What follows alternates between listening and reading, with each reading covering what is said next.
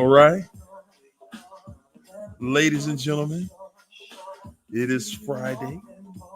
We're about to get it in up in here. Look, I got a surprise for y'all tonight. I got a special guest tonight. Yes, indeed. Yes, indeed. We are getting it all the way in, my friends. We're going to call this roll call. We're going to do what we do. It's a wonderful, wonderful, wonderful. Yes, it is. Crystal Ferguson. What it do, Crystal? Uh-oh. Am I still sweating? I was trying to run back. Whew, good gracious. Run from my workout. Oh, let me get it together here. Oh, all right, all right, all right. It's Friday night, y'all. Y'all ready to go? Are you ready? Are you ready? Are you ready? Because it's going down tonight. Y'all come on in. Hit the like button. What's up, Crystal Ferguson? Is that you, Queen? That is Queen Leandra. I know that's some corny stuff, but I just like it. What's up, Justin? Steph Lee. What it do, Steph Lee? Leandra is not playing. She is all the way up in the chat in here tonight. Caesar. What's up, Caesar? How you feel, champ? It's Friday. Y'all see I'm still sweating? I still got sweat on my head. I'm still sweating. What's up, Suzanne? How you feeling? Merlin. What's up, Merlin? Yes, indeed. Sexy Slim, the got this. What's up, Elisa Williams? How you feel? Kern up in the house. What's up, Kern? We're going to have a good time tonight. If you hear me, boy, y'all better put your seat belt on. Y'all heard me. Woo! What's up, Gabs? How you feeling, Suzanne? Davenport, what's happening, Davenport?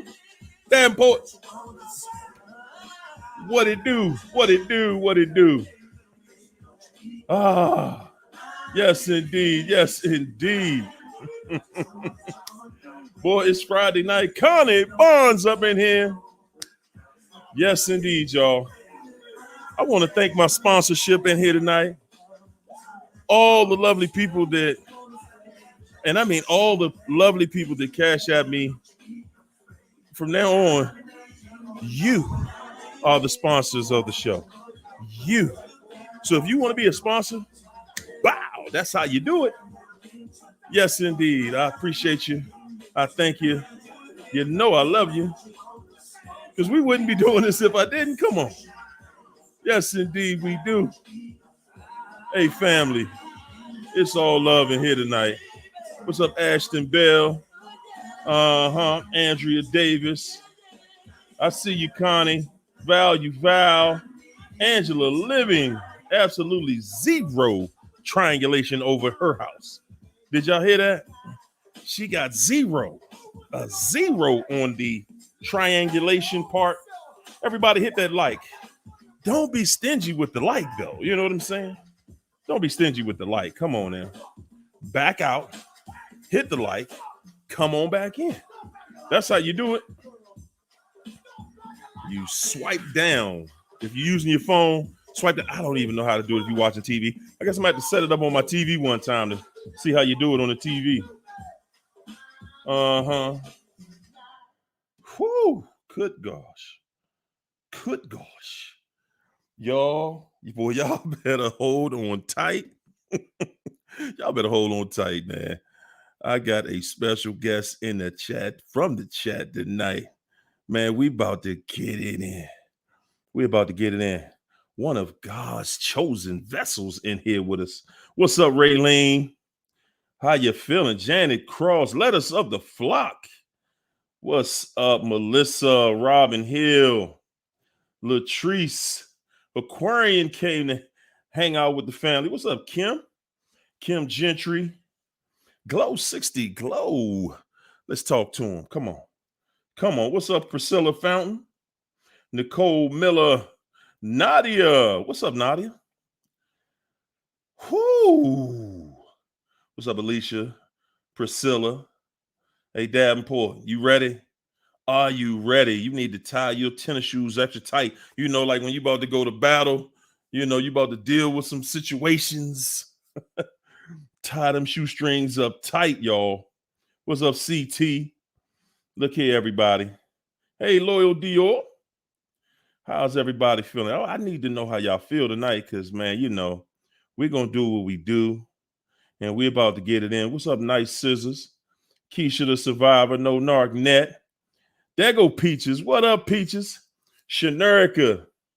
What's up, Jana? E. Cunningham.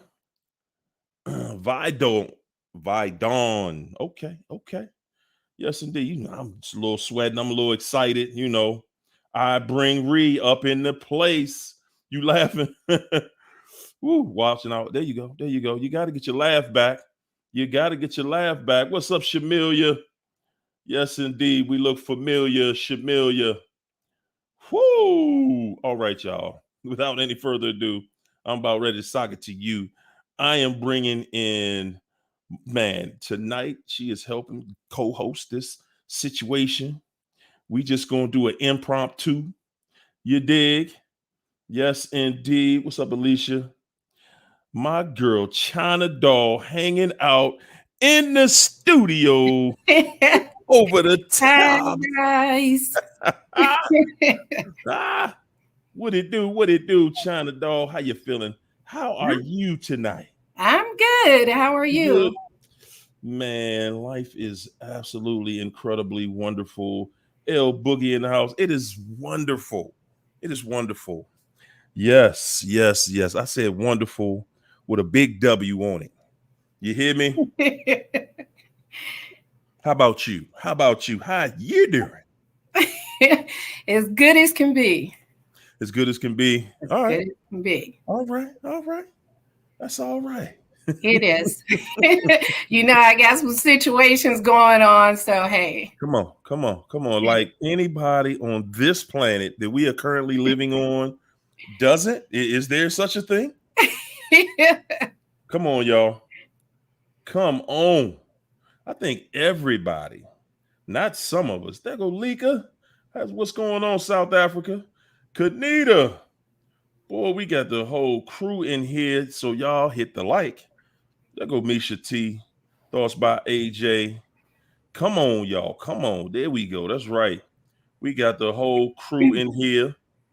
They saying, what's up? They want to know what's up, China. They want to know what's up.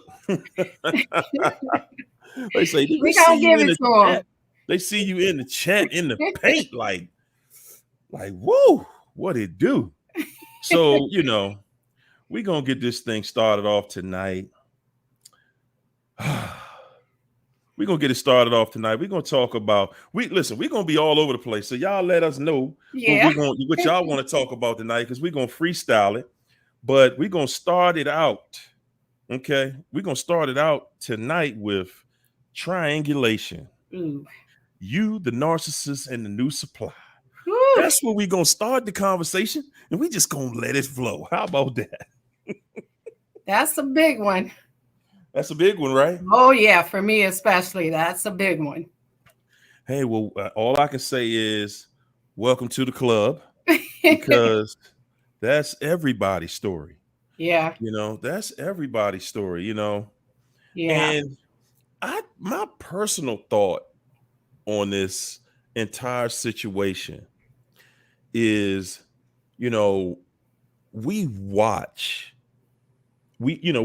through this world and we want to live this carefree life. We want to feel good. We want everybody around us to feel good, because, if they don't feel good, then it's like everybody isn't feeling good together, right? For sure. So we want everybody to feel good. And, as soon as you seem like you're in a space with somebody that is a manipulator, a narcissist, it's like as soon as you start to get to that place where you're kind of trusting, and you're feeling them and they're feeling you, and you're like, what's this energy that I'm getting, right? What's this other energy? And you try not to be paranoid, like Yeah. I don't want the person to say that I'm being paranoid, because you don't know who the other person is yet. So you waiting on it, you anticipating, and you like,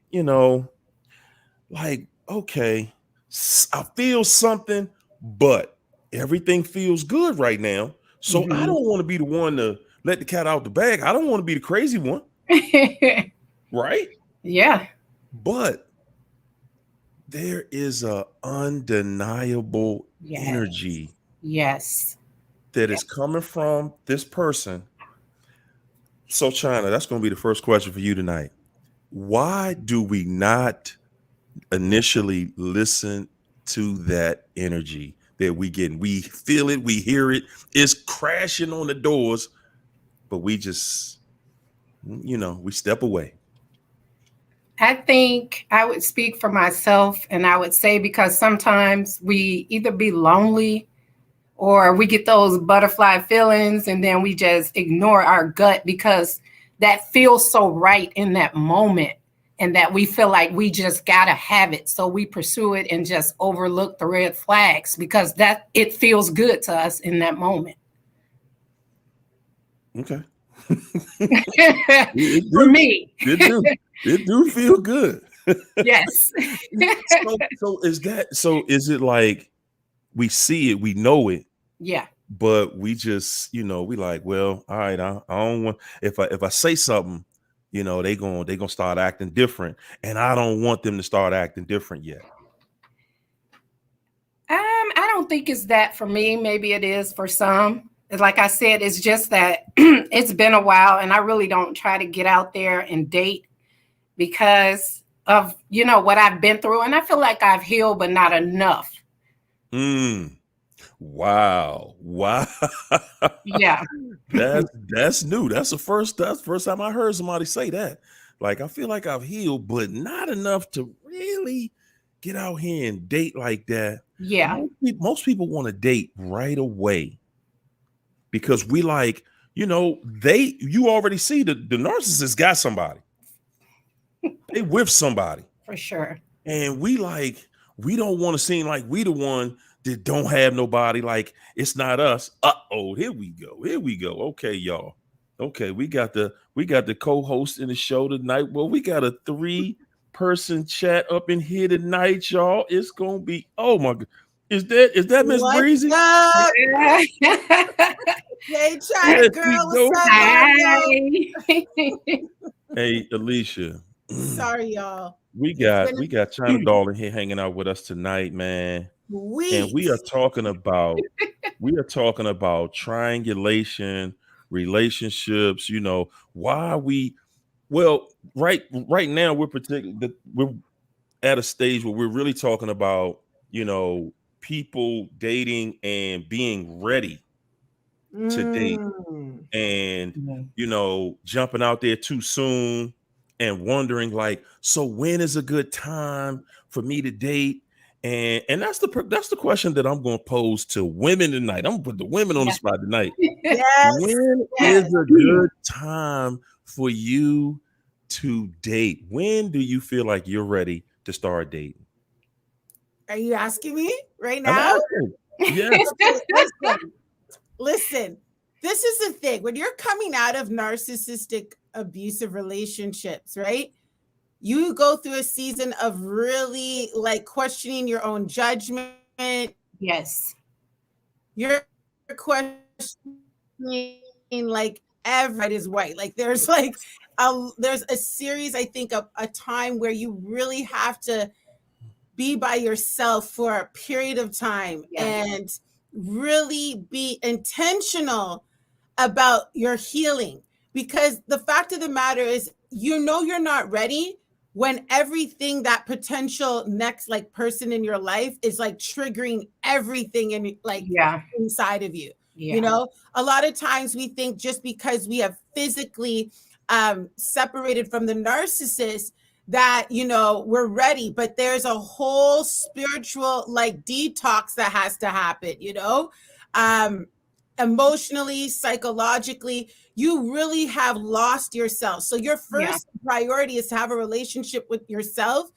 And you know what I'm going to say. You need to have that relationship with God, because when God gives you the vision of who you are, you're going to be able to see, detect, discern the right types of people, attract the right types of people. And I feel like you'll know you're ready because you begin to just flow in that, you know. Things just start to come together, and not because you are so amazing. It's because the favor of God and the grace of God has found you, and you find yourself being able to like be yourself, put up, you know, healthy boundaries, stick to those boundaries, you know, and, you know, don't like compromise your deal breakers, you know. Ooh, whoa. Slow down right there. Slow down right there. Yeah. Because that seems like that's the hardest part in it. When you are dating a manipulator, that's the first thing that they're going to require. You know, that boundary you got right there, you know, let's kind of just fudge the numbers on that. That's really what they're saying to you. That's really what they want to do right from the beginning. Come on, don't have that. Don't be so uptight, you know, like, oh man, you be okay. I see how you are. Yes. And right there, just from me giving y'all that look, you be like, well, no, I'm cool. I mean, you know. And the whole time, that's all I wanted you to do. I just want you to come out, you know, be over all of that protective stuff. And the thing that I think most women don't see is that right there, I just got you to take your boundary down. I got you to take your boundary down. And that's all this is about. This isn't about me loving you and me wanting to be a certain way with you. No, this is about me having you on my terms. It's not about you winning. It's about me setting it up from the very beginning. Look here, whoa, come on now. You really tripping like that? We gotta, and I gotta make, and if I make you feel like you crazy, like you he must think I'm crazy now. Yeah, that's what you want to leave that guy with. Yeah, let you go ahead and think I'm crazy because you ain't about to run that game on me, champ. No, sir. Because as soon as I have you not trusting, because right there, that's the struggle with that inner voice right there. You feel it. You feel that inner voice saying, hey, you know, nah, why you think I'm crazy? Like, what? You don't even know me. I think about that. I don't even know you. And I'm making you think you crazy just from the first meeting of you. Just because I'm smiling and I'm saying nice stuff to you. I'm talking fast. That's all it's about. You meet people, they talk fast, and that goes for the men too. Fellas, some women talk fast. Oh, yes. Oh, God. God. They talk fast. Don't get it twisted. Game knows no gender. Well, this is what I'm saying. Listen, a woman knows how to smooth talk, okay? If a woman wants to, you know, play somebody or trying to lead somebody, they're using the sweetness of those words, those cunning words, right? That slick talk. But this is the thing, what I wanted to say, and I don't know, China, you might want to chime in on this. Like, this is the thing. You've got, like, I'm going through, like, I've been 4 years out of my narcissistic relationship, okay? And I'm going to just testify for a minute. The first, like, 2 years, I didn't want no part of nothing, right? And then I really got into, like, you know, just really prioritizing God. I mean, God was always prioritized. That's who delivered me out of that situation. But I think this is what happened. See, everything you're saying, Harry, I totally agree with. But I feel like with women, if they're not careful, they will, you know, carry that trauma from the last relationship, and then they're like completely paranoid. So now, like, they can seem a little bit cray-cray if they haven't healed. You know what I mean? Like, and you could tell a woman all day, all night, like they could find another narcissist and they'll swear that this guy's the one, even Yeah. after coming out of a narcissistic relationship. They might be like, oh, I just want to move on, and think that getting into another relationship quicker is an indication of them leveling up or like healing, being that much more healed. And I think you gotta get to a place where you are not self-sufficient in that like independent woman way, but being able to say, I can stand on my own. I am content with where I'm going. I'm come to peace with my past. You're not constantly talking about what that person did to you, to the potential person you want to date. Don't do it. Thinking that like you don't want to find somebody also who shares in your trauma.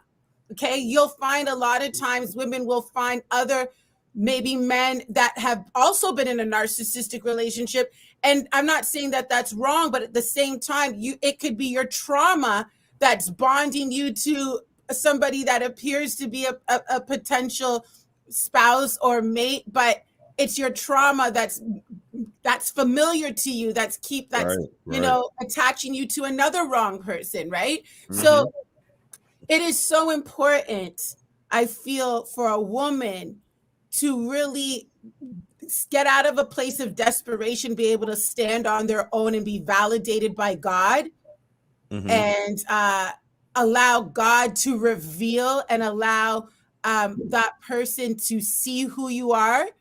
And we see this, I'm not getting into a Bible study today, but we see this. I'm sure some of the viewers, everyone in the huddle, are you familiar with the story of Ruth and Boaz?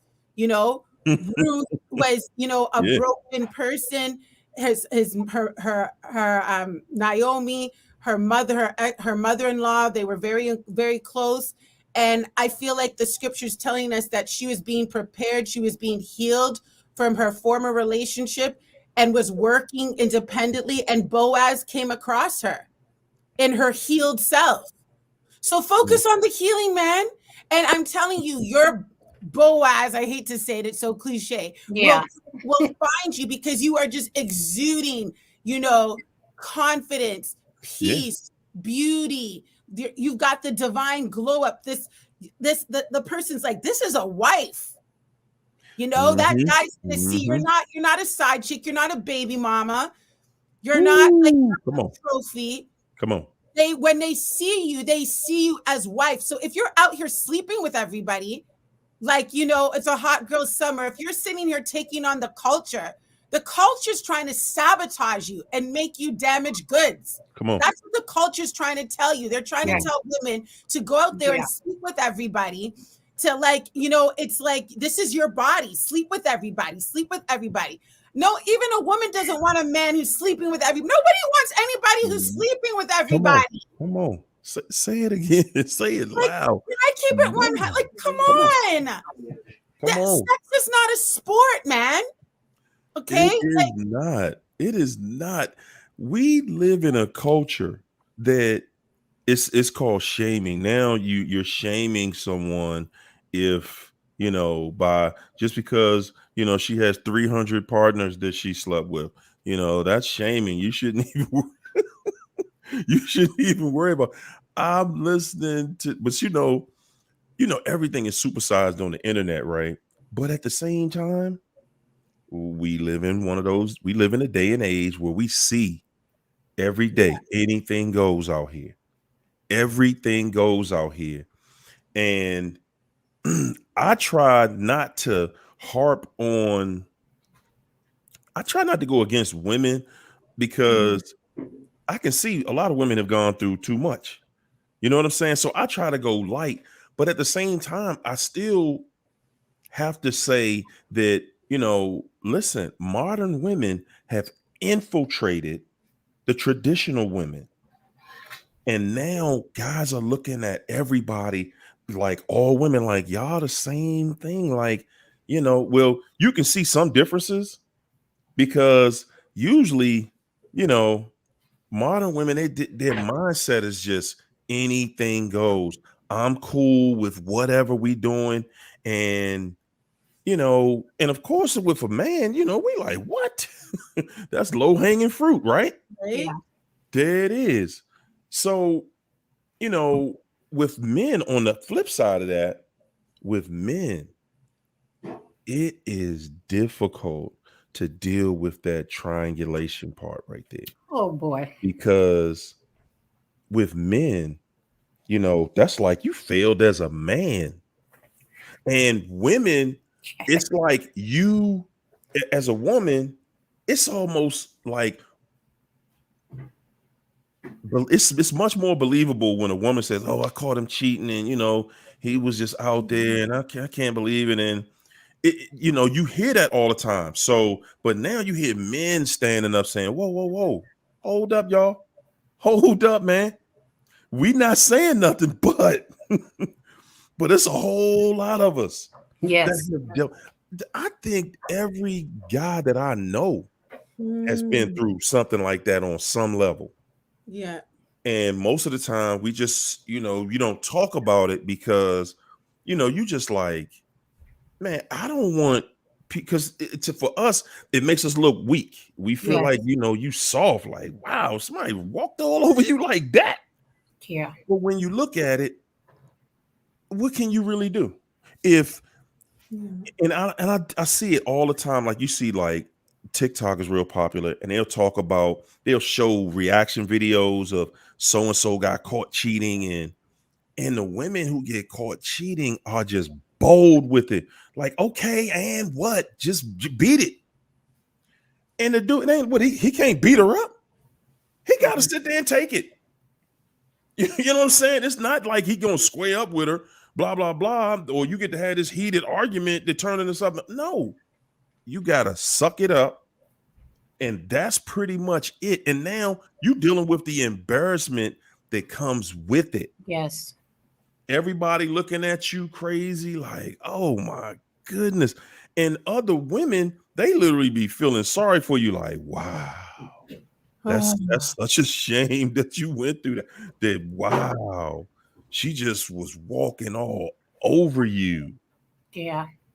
And I Yeah. just want to say, I was thinking earlier that a lot of people I know that, they're in pain because of this. And, I was thinking about my sister. And like I was telling Harrio when I was talking to him on the phone that, this could eventually end up, you end up dying over this situation. My sister, I didn't know what a narcissist was when she was going through this. Mm-hmm. And when she went through it, she went crazy until the day she died. Oh my God. Wow. Over one man. She would not see another man. And if she did sleep with other men, she didn't care. He could be homeless. She just threw her body out there. She gave up. My God. Wow. And I want victims to know that it's not worth going back because you can end up like that. And I sleep with my sister. I just wanted you guys to see this. This is my sister. And this is what got me through because I told her I wasn't going to end up like that. Wow. I watched her and it's sad. But I know, sometimes our mind is wired to believe that the person that caused the pain is the one that has to take it away. It's funny you say that because that really is how we look at it. Yeah. We look at it like this is the only person that can free me from this. Yeah.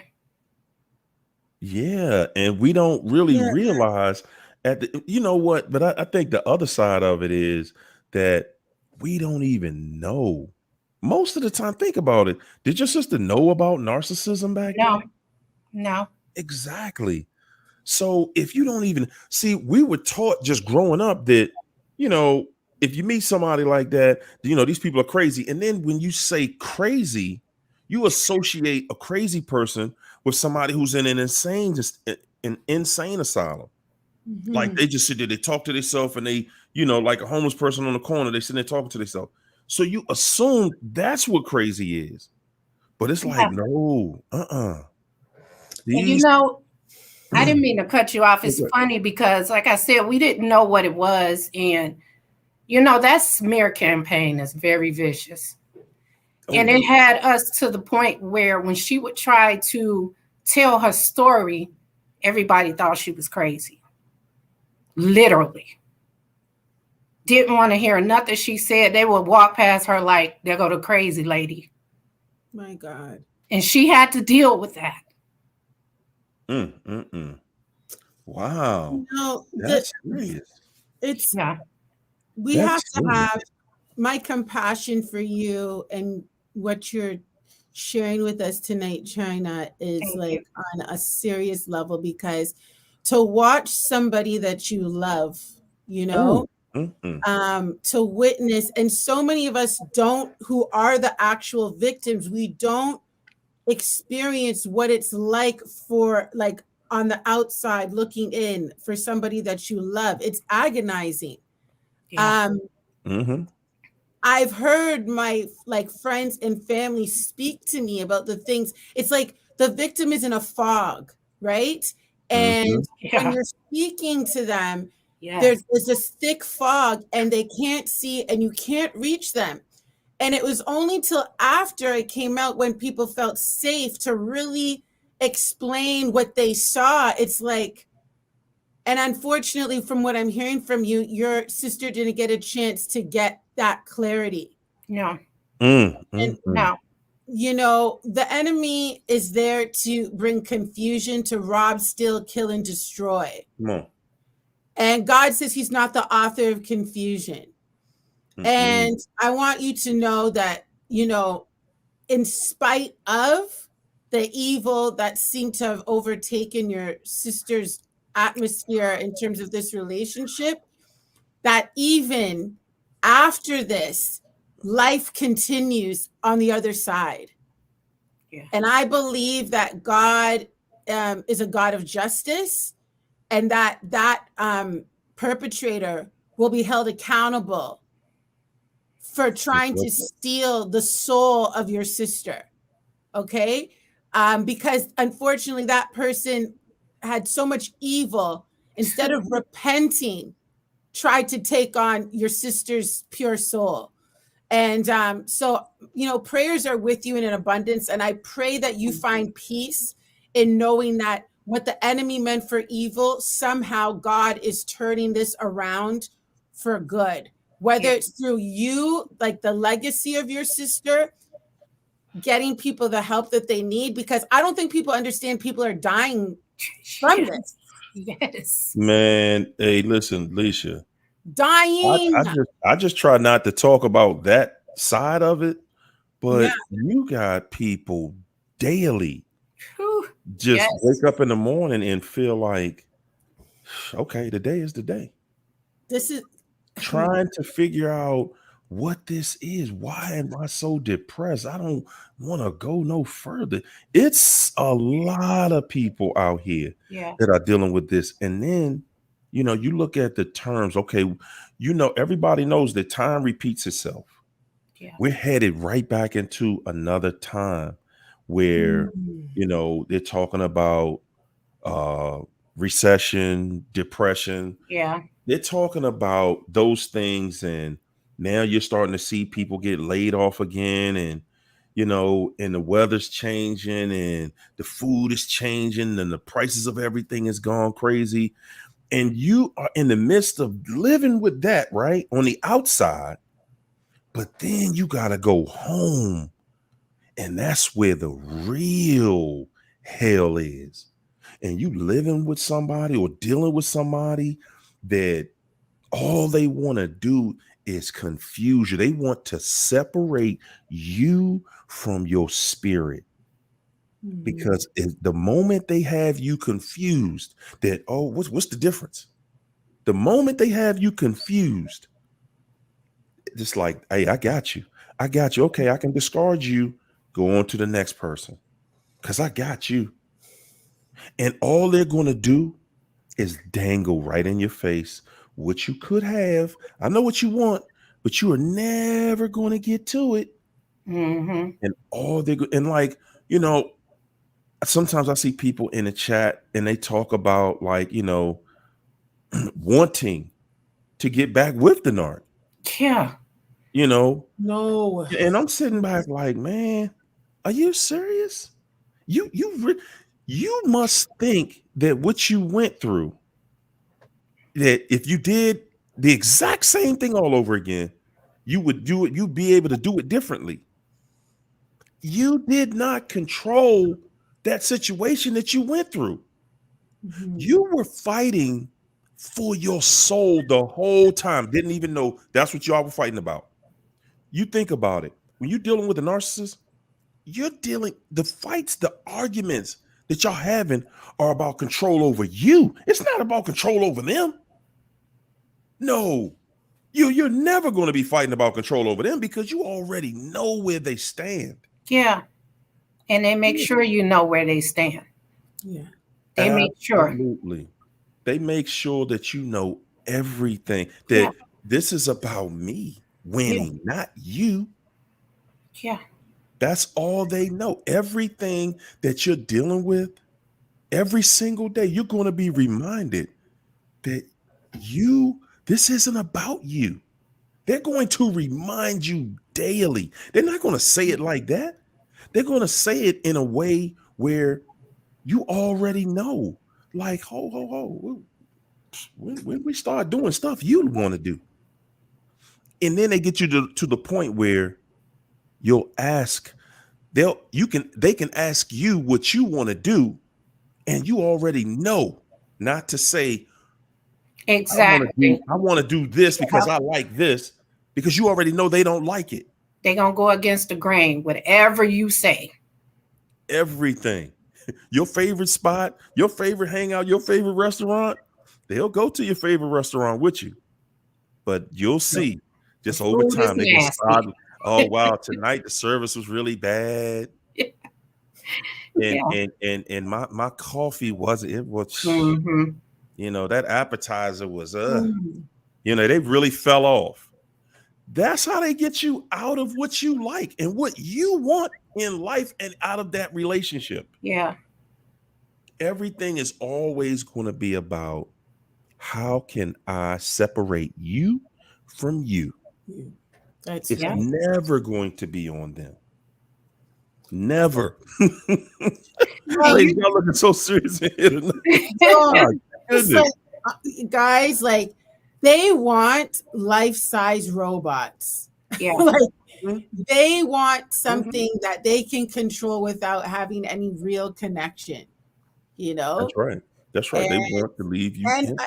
And even like what you were saying, I know we're kind of jumping around, but with relationships, I think that's the biggest thing that even a lot of victims have to understand after, especially coming out of a long-term narcissistic relationship. You think you had connection, you didn't have connection. So connection can even be something that's pretty scary when you actually do connect with somebody else's real identity, real emotions, real thoughts and feelings. Like, you might be out of practice. You think that you're a pro. Well, you're a pro in narcissist, but you might not be as much of a pro in actual intimacy. Right? For sure. Because it's like, it's a real growth process. And like, I'm telling you guys, like, they have done everything from trying to destroy you, trying to kill you, trying to consume you. Like, you literally have to be built back up again. You know what, China, you said this in the chat one night, and I had to do a show about that the next day, when you was like, the narcissist sets you up. The whole time you're with them, you're being set up for the discard, because, and it's one of the reasons it's so painful. Well, one of the many reasons it's so painful is because they're going to drain you financially. They're going to drain you mentally. They're going to try to drain you physically if they can. They're going to manipulate you in every aspect of your life, so that when it's over, you have to rebuild your entire life. Everything around you, you have to rebuild it. If Yep. they can destroy the clothes that you like, oh, you can forget that. Yep. They're gonna listen, they're gonna steal stuff, they're gonna Yeah. get rid of it, take it and throw it away. Oh, you look Yes. good in that. Oh, you ain't gonna look good in it for Yes. nobody else. They're gonna do everything that they can do to set you at a disadvantage so that and what they're doing is they're buying time. The narc already knows, okay, I'm going to this other person, but I know that probably isn't going to work either. But I'm still going to try my hand because I'm here to destroy multiple people, not just one or two. Yeah. They like, look, man, I'm here to get rid of everybody that I can. Hey, y'all, I bring Ree. Thanks for that super chat. I bring Ree. And our sponsor, we got a sponsor tonight, Mike W. Thank you, sir, for that cash app. Thank you so much. I bring Ree said, I'm laughing, but I'm sad. I still feel lingering spirits of the narcissist. I still experience the paranoia and the delusions, stalking. I'm still in fear. What's your thought? Ladies, give your thoughts. Go ahead, China. You know, even over a year, I still feel that same thing because I've learned that these people are relentless. Yeah.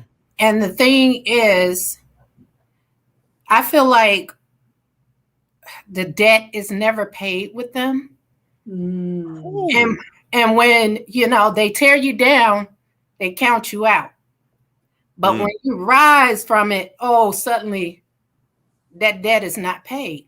That's why they hold a grudge and they come for you.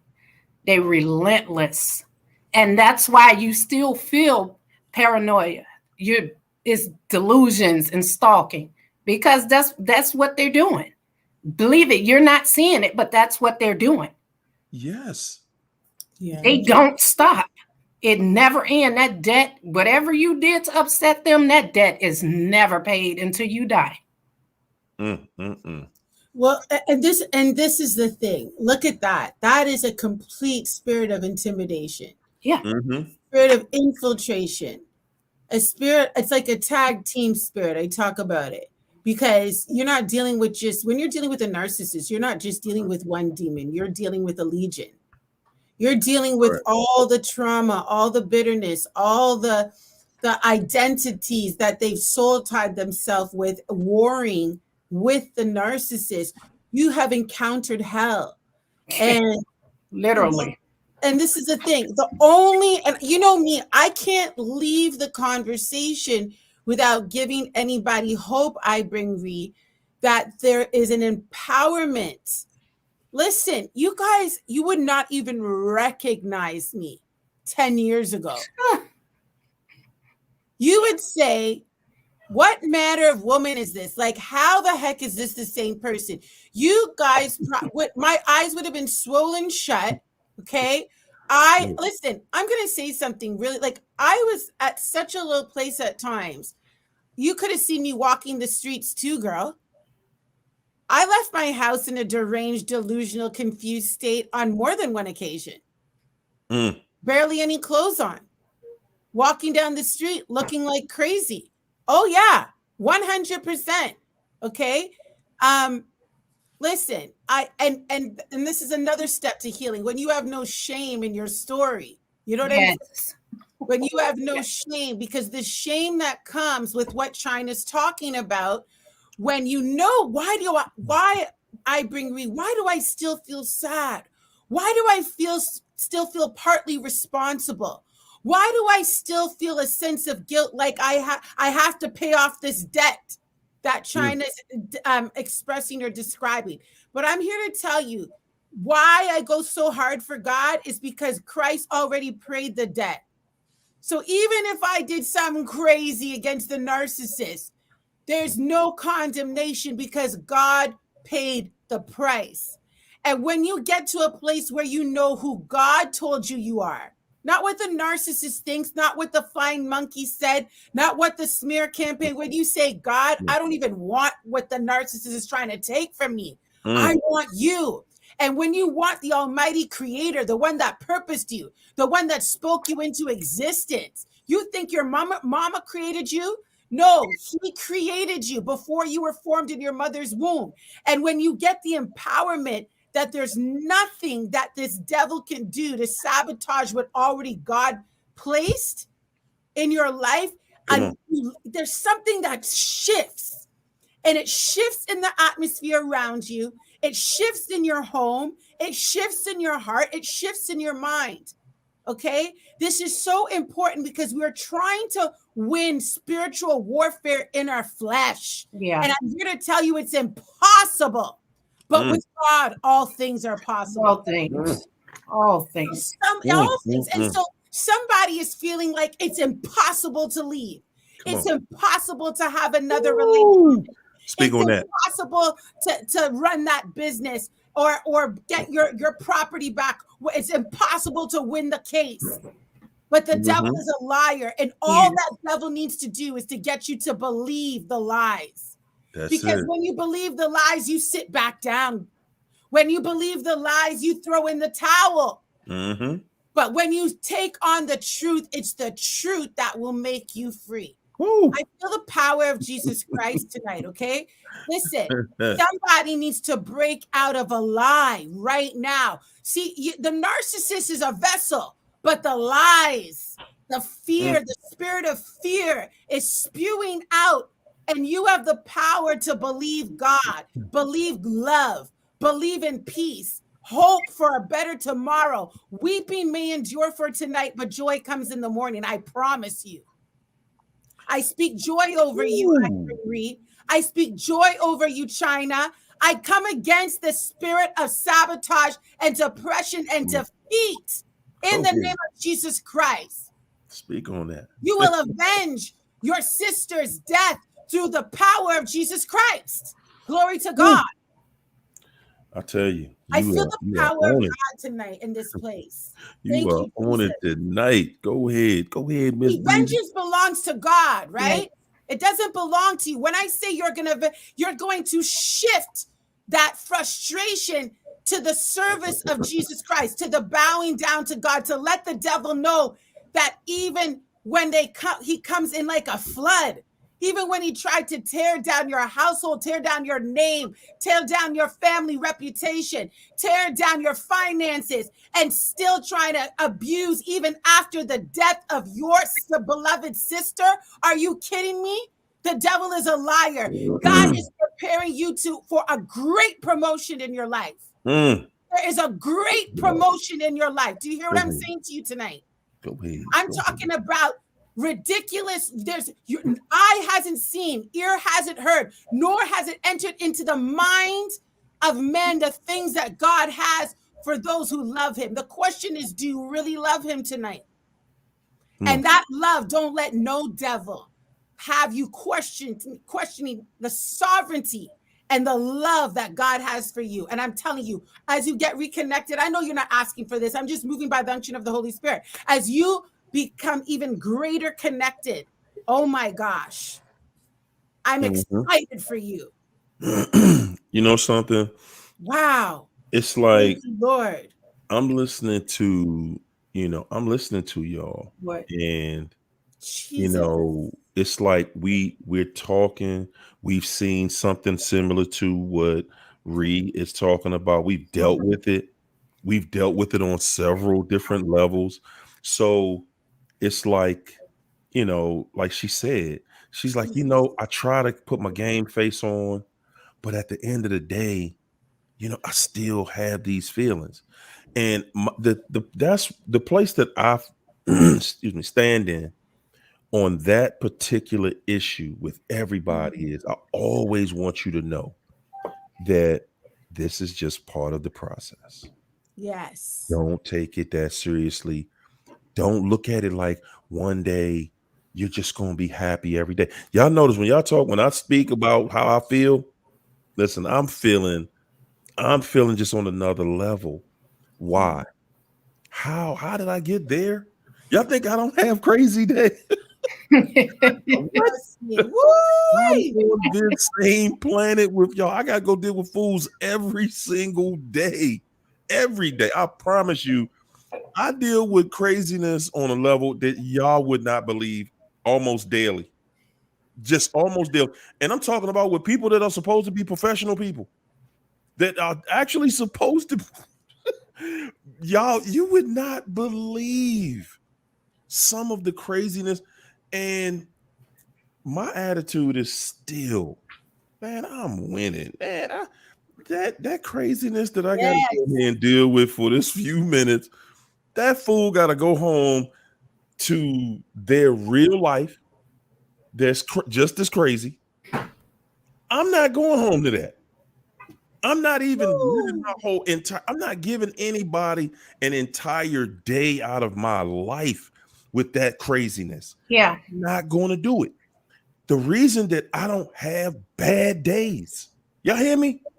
Y'all said that with my chest out. The reason that I don't have bad days is because I refuse it. Right? Say it one more time for the people in the back. The reason that I never, y'all hear that? I never have bad days is because I refuse it. I'm still breathing. I'm still living. I am still blessed every day. You hear me? Every day. God got me. God got me. Amen. Nothing that you can do to take that away. Yeah, okay. I might have a bad situation in a relationship. Yeah. That stuff hurts. That stuff drives you crazy. It stuff makes you think that you're crazy. Guess what? I got a tight relationship with me. Yeah. Did you hear that? Yeah. Y'all hear that? I got a solid, I'm standing on something solid. I ain't go just run back out here to try to be all in love, to outdo whatever I've been through. No. No. I like that. No, because you're only going to end up right back in that same refried mess. You listen, if you think that this process isn't going to have you feeling down sometimes, Yeah. I need to promise you, you wrong. Yeah. You know you healing when you have different emotions. You know that you solid when you have different emotions. If you just walked around here in one mood every single day, something wrong with you. Yeah. Something is wrong with you. You in the same mood you somber every day. Like you won't smile sometimes.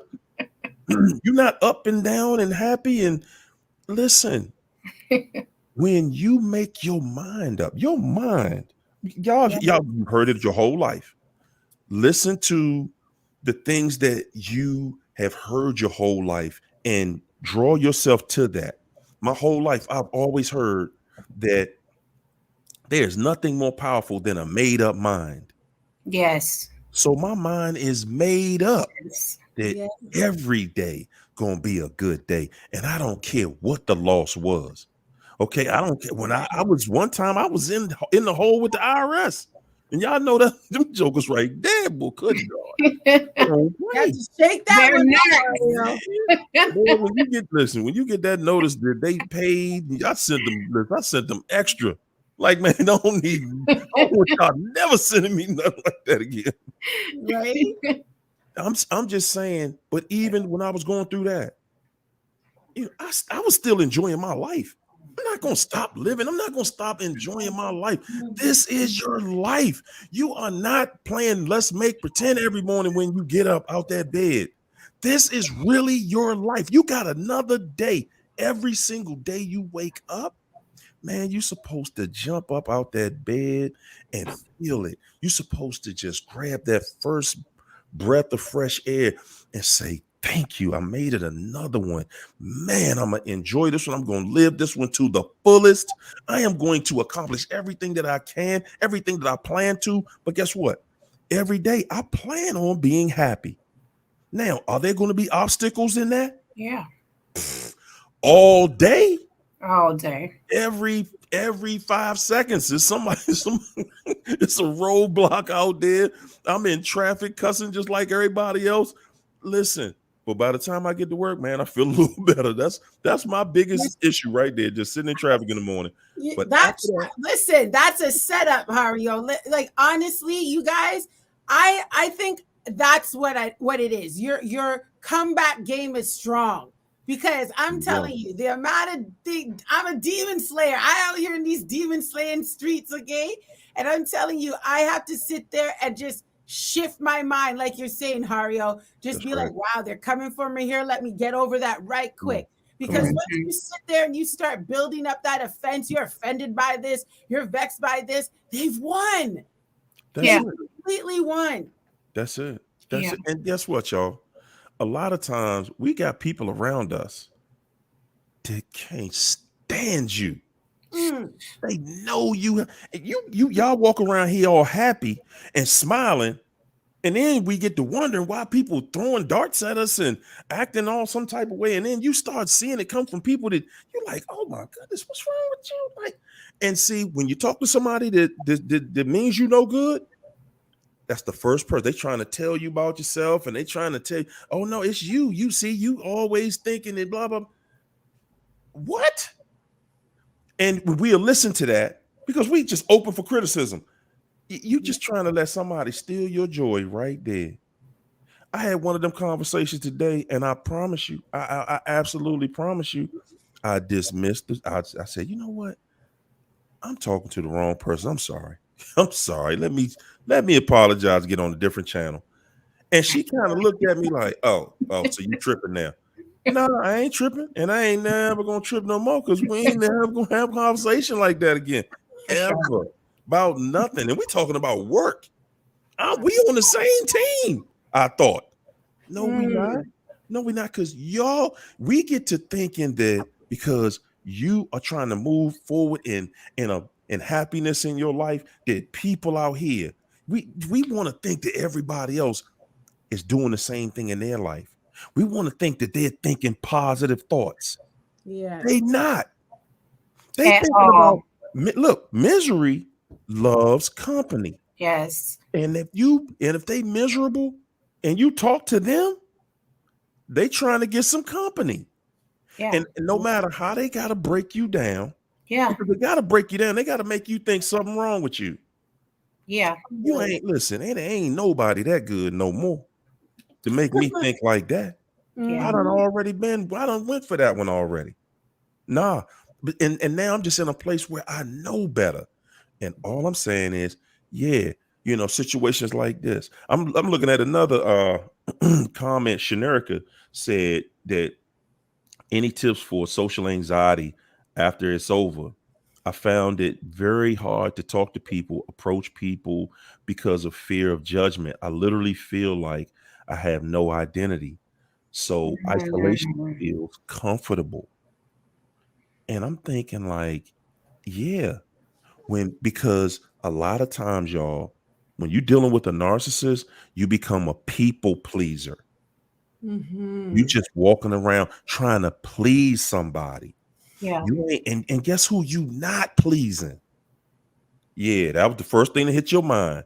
You're not pleasing you. You're thinking, oh man, I'm gonna do this, and I gotta take care of my kids.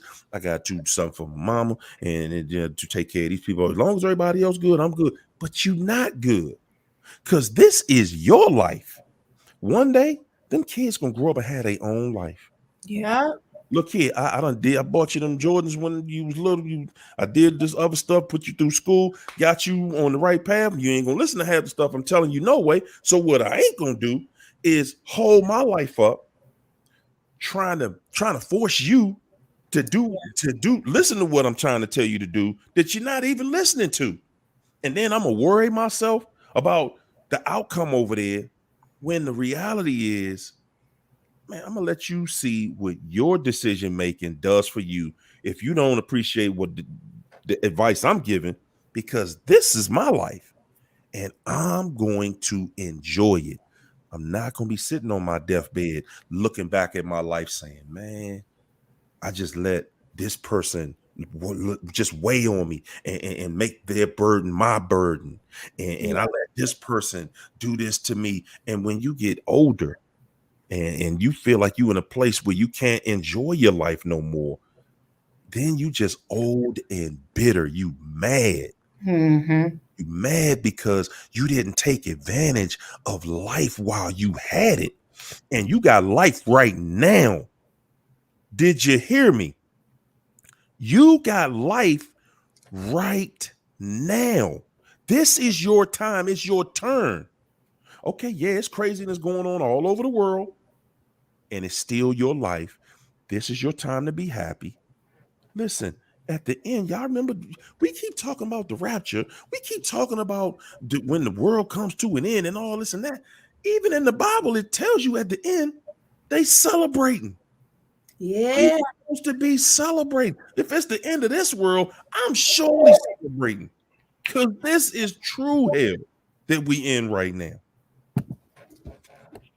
You know, I wanted to add this because this is something that I found out with myself when, mine ended. I felt like I didn't have a personality as well. I felt like I lost myself, but I learned that I had to build a new me, because that person that I wasn't me, because the narc, he exposed my flaws and showed me where I failed.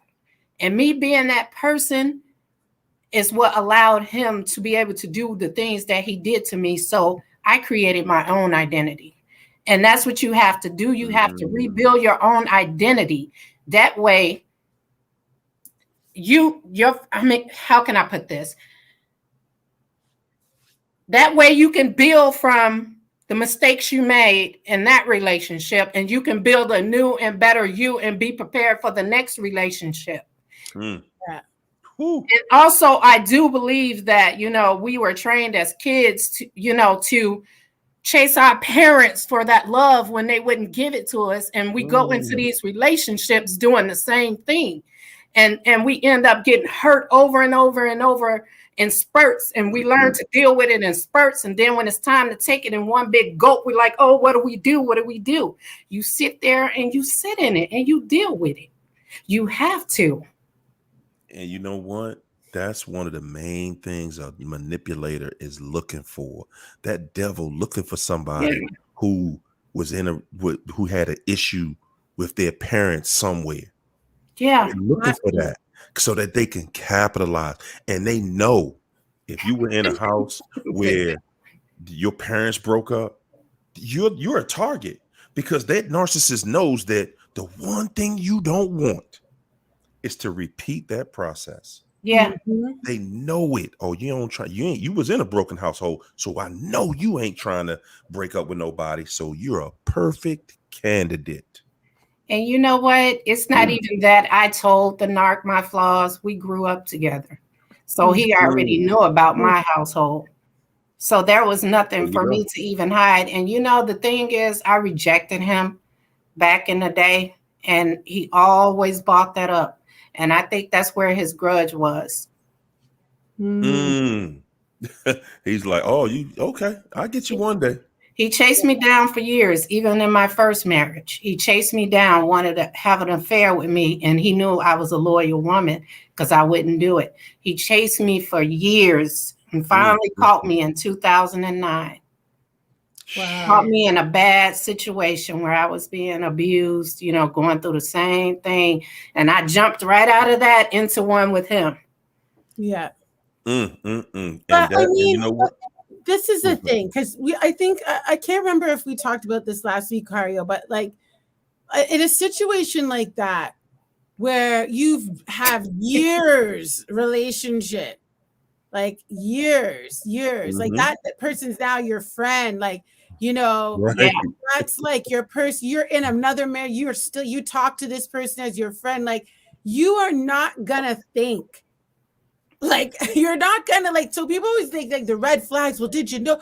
Well, that person had already, like you said, known your life, known your family life, known you from a kid, and then like if you were coming out of a divorce or something like that, like you said, that time where you have to rebuild yourself, that's so that you can like not allow somebody else now to come again and try to define you. Because you rebuilt yourself, you built your self-esteem, you put yourself on the pedestal. And I hate when a lot of these content creators be like, oh, just glow up, go to the gym. What type of stuff is that to tell somebody who's going through this? To go to the gym, that's just even shaming them even more. But you know what? One thing that I've learned even on, the internet, it seems like, again, this devil has layers to how he's trying to destroy. Because, excuse me, I look at people like, you look at like the narc channels.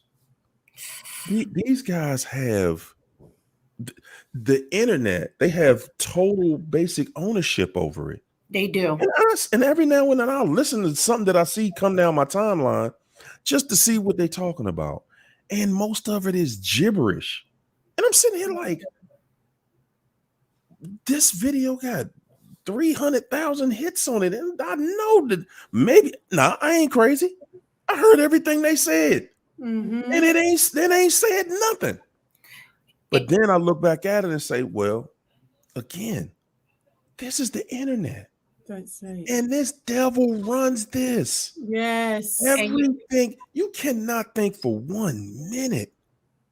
I was telling people come in the chat all the time, like, hurry up, where you been? I'm sitting there like, Joe, I'm in this thing 4 days a week. What do you mean where I've been? Because they will shut you off. Y'all think that when I said this in a few of my videos, and it's like, hey, I just say, hey, man, it is what it is. I watched myself go in a year and a half, almost at 100,000 followers. And then in the whole next year, I think I might have gained 800 people. And it got to the point where I saw how YouTube was starting to take followers back. They were taking, so it's not YouTube, it's somebody watching the content inside YouTube. It's somebody there in that office that's pushing these buttons. Don't think that what you see is what you see out here, y'all. It's what you see is what they letting you see. And I'm like, yeah, okay, they're gonna do what they're gonna do anyway. So I don't get all tripped out about that. But the one thing that I want everybody to always remember when you think about my channel is that, see, I'm exposing the devil, but y'all gotta remember. You gotta remember. See, I'm just making it. I'm doing the same thing the devil does. See, the devil normalizes that bad behavior. See, and I'm normalizing you seeing them as devils. That devil watching this, and that devil knows what's next is you can be telling them that they're gods, that they're connected to God. So we're going to slow that down, champ.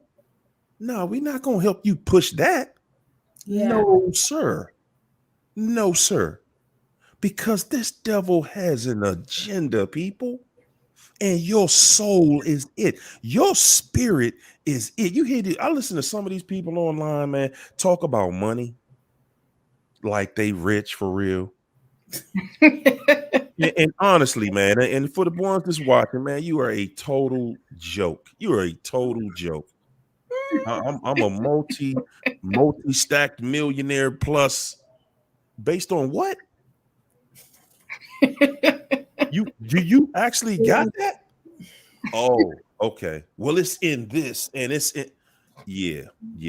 It could disappear just like that. Yeah. And I see them doing that to people. And we just got out here and we talking about how we chasing money and we doing this and we doing that. Okay. Don't get me wrong. We need money to enjoy some things in life. I get that. We all do. But at the end of the day, you can be that person who's on that $10,000 vacation, land right next to somebody that y'all at war with each other, can't stand each other, looking for the next move that y'all gonna make on one another. Both of y'all on your phone plotting y'all next move. Or you could be somewhere in the park with a lunch with somebody that you actually love and trust. How about that? Can I get an amen from the people in the back? Somebody you actually love and trust in your life. Somebody that's actually bringing your life some real wealth. Because as you can see in this world that we're in right now, it's all superficial. Yeah. It's here today and tomorrow, please That's what this is all. It's just transferring from this person to that person, this day to that day. That's all it is. The people who, like, we look at, we want to be like these people in Hollywood and these athletes and stuff like, even them, they, when they first get their money, they're doing all these, buying these crazy things, and then all of a sudden it's like that's really just it.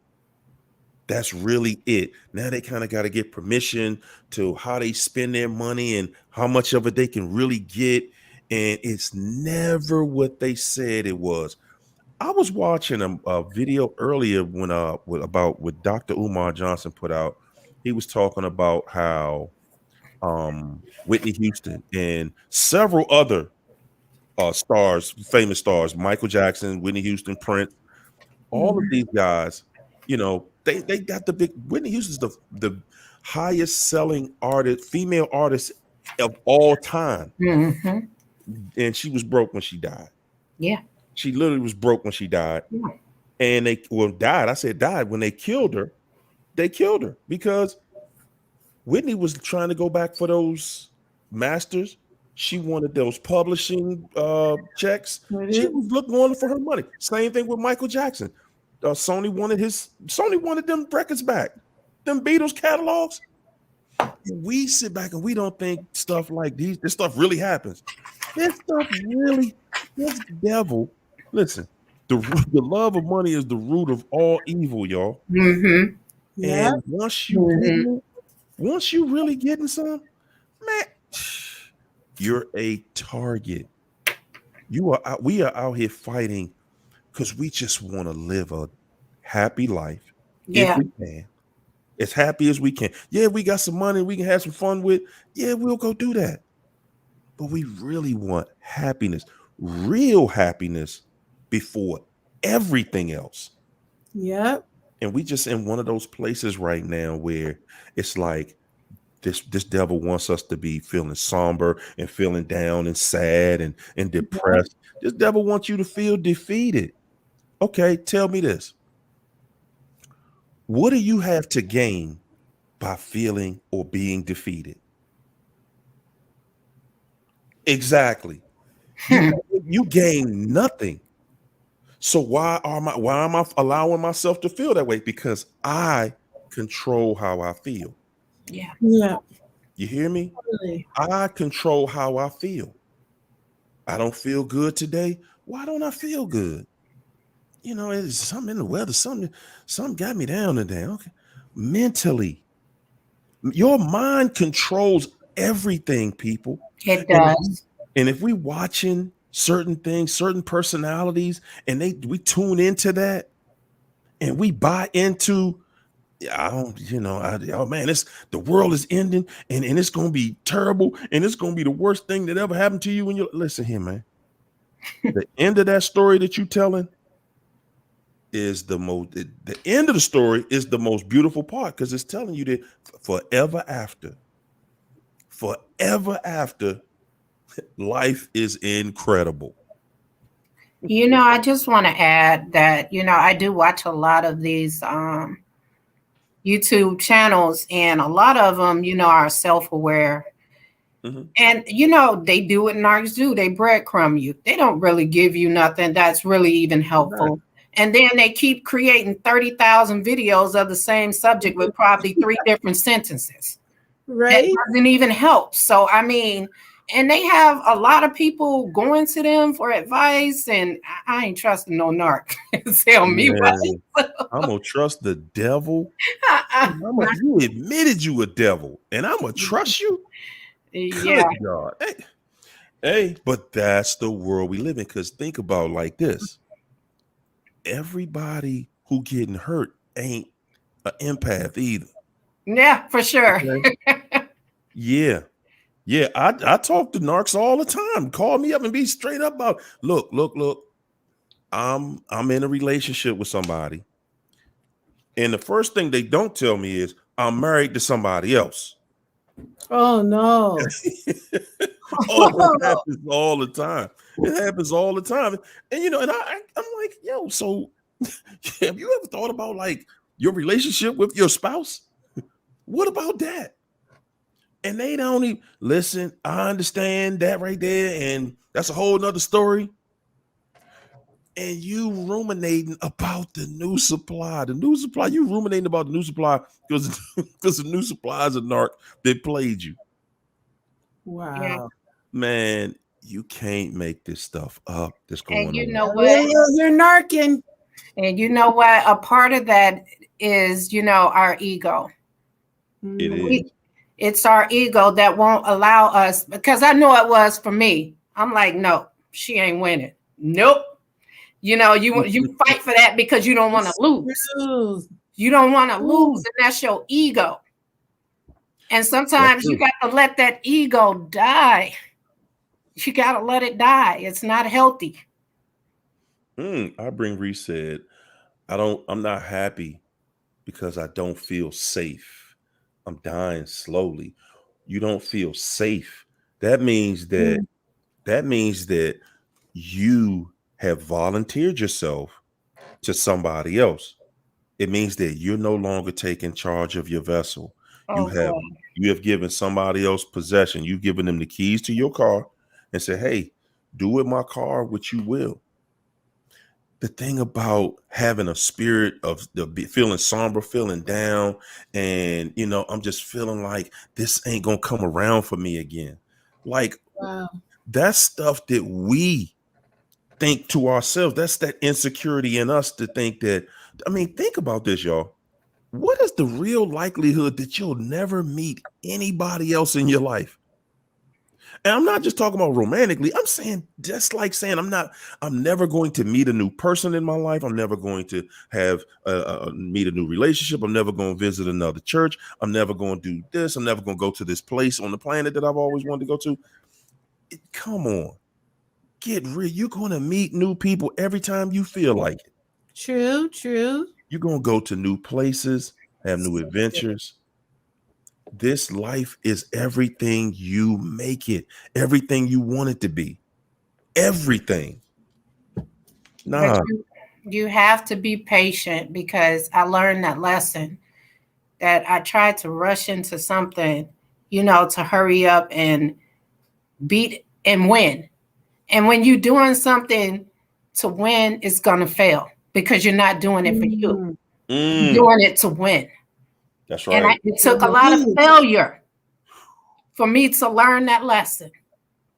And when I sat back and I realized that's what it was, a lot of doors started opening up for me. And I found my niche. That's real right there.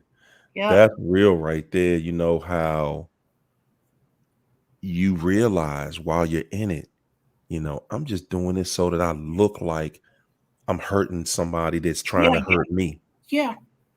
That's a big, see, when you get to that place, that's when you're really starting to see what's really going on, because you're saying, you know what? I'm abusing myself here. This ain't for me. This isn't what I really want. I really want to be happy. Yeah. How am I going to be happy with a situation like this? How am I going to be happy with somebody that I don't feel nothing for this person? I'm just doing this because that person over there is doing it, and I got to outdo them. Yeah. Yeah, this is the thing. And the thing about it is that that the narcissist has an inflated ego. And then that, like, I don't know what you want to call it, spreads to us. And you're in almost a competition, and then you're having also a competition with all the people you think are hating on you outside of the relationship. So you're taking on, like, not just the narc, you're taking on flying monkeys. You're talking, all the haters, the frenemies, even the people that really do have your back. You want to even prove them wrong. The people that love you, that are telling you, maybe you need to separate yourself. You want to prove them wrong too. And then all you're doing is hiding behind this denial. Yeah. And allowing the abuse to continue, not realizing that everything has to fall, including your ego, Yeah. in order to get free. You gotta suffer that ego death. You have to. Yes. That's what's gonna humble you. You have to You're right. listen, girl. I was a pastor's wife. I co-pastored a church for almost 16 years.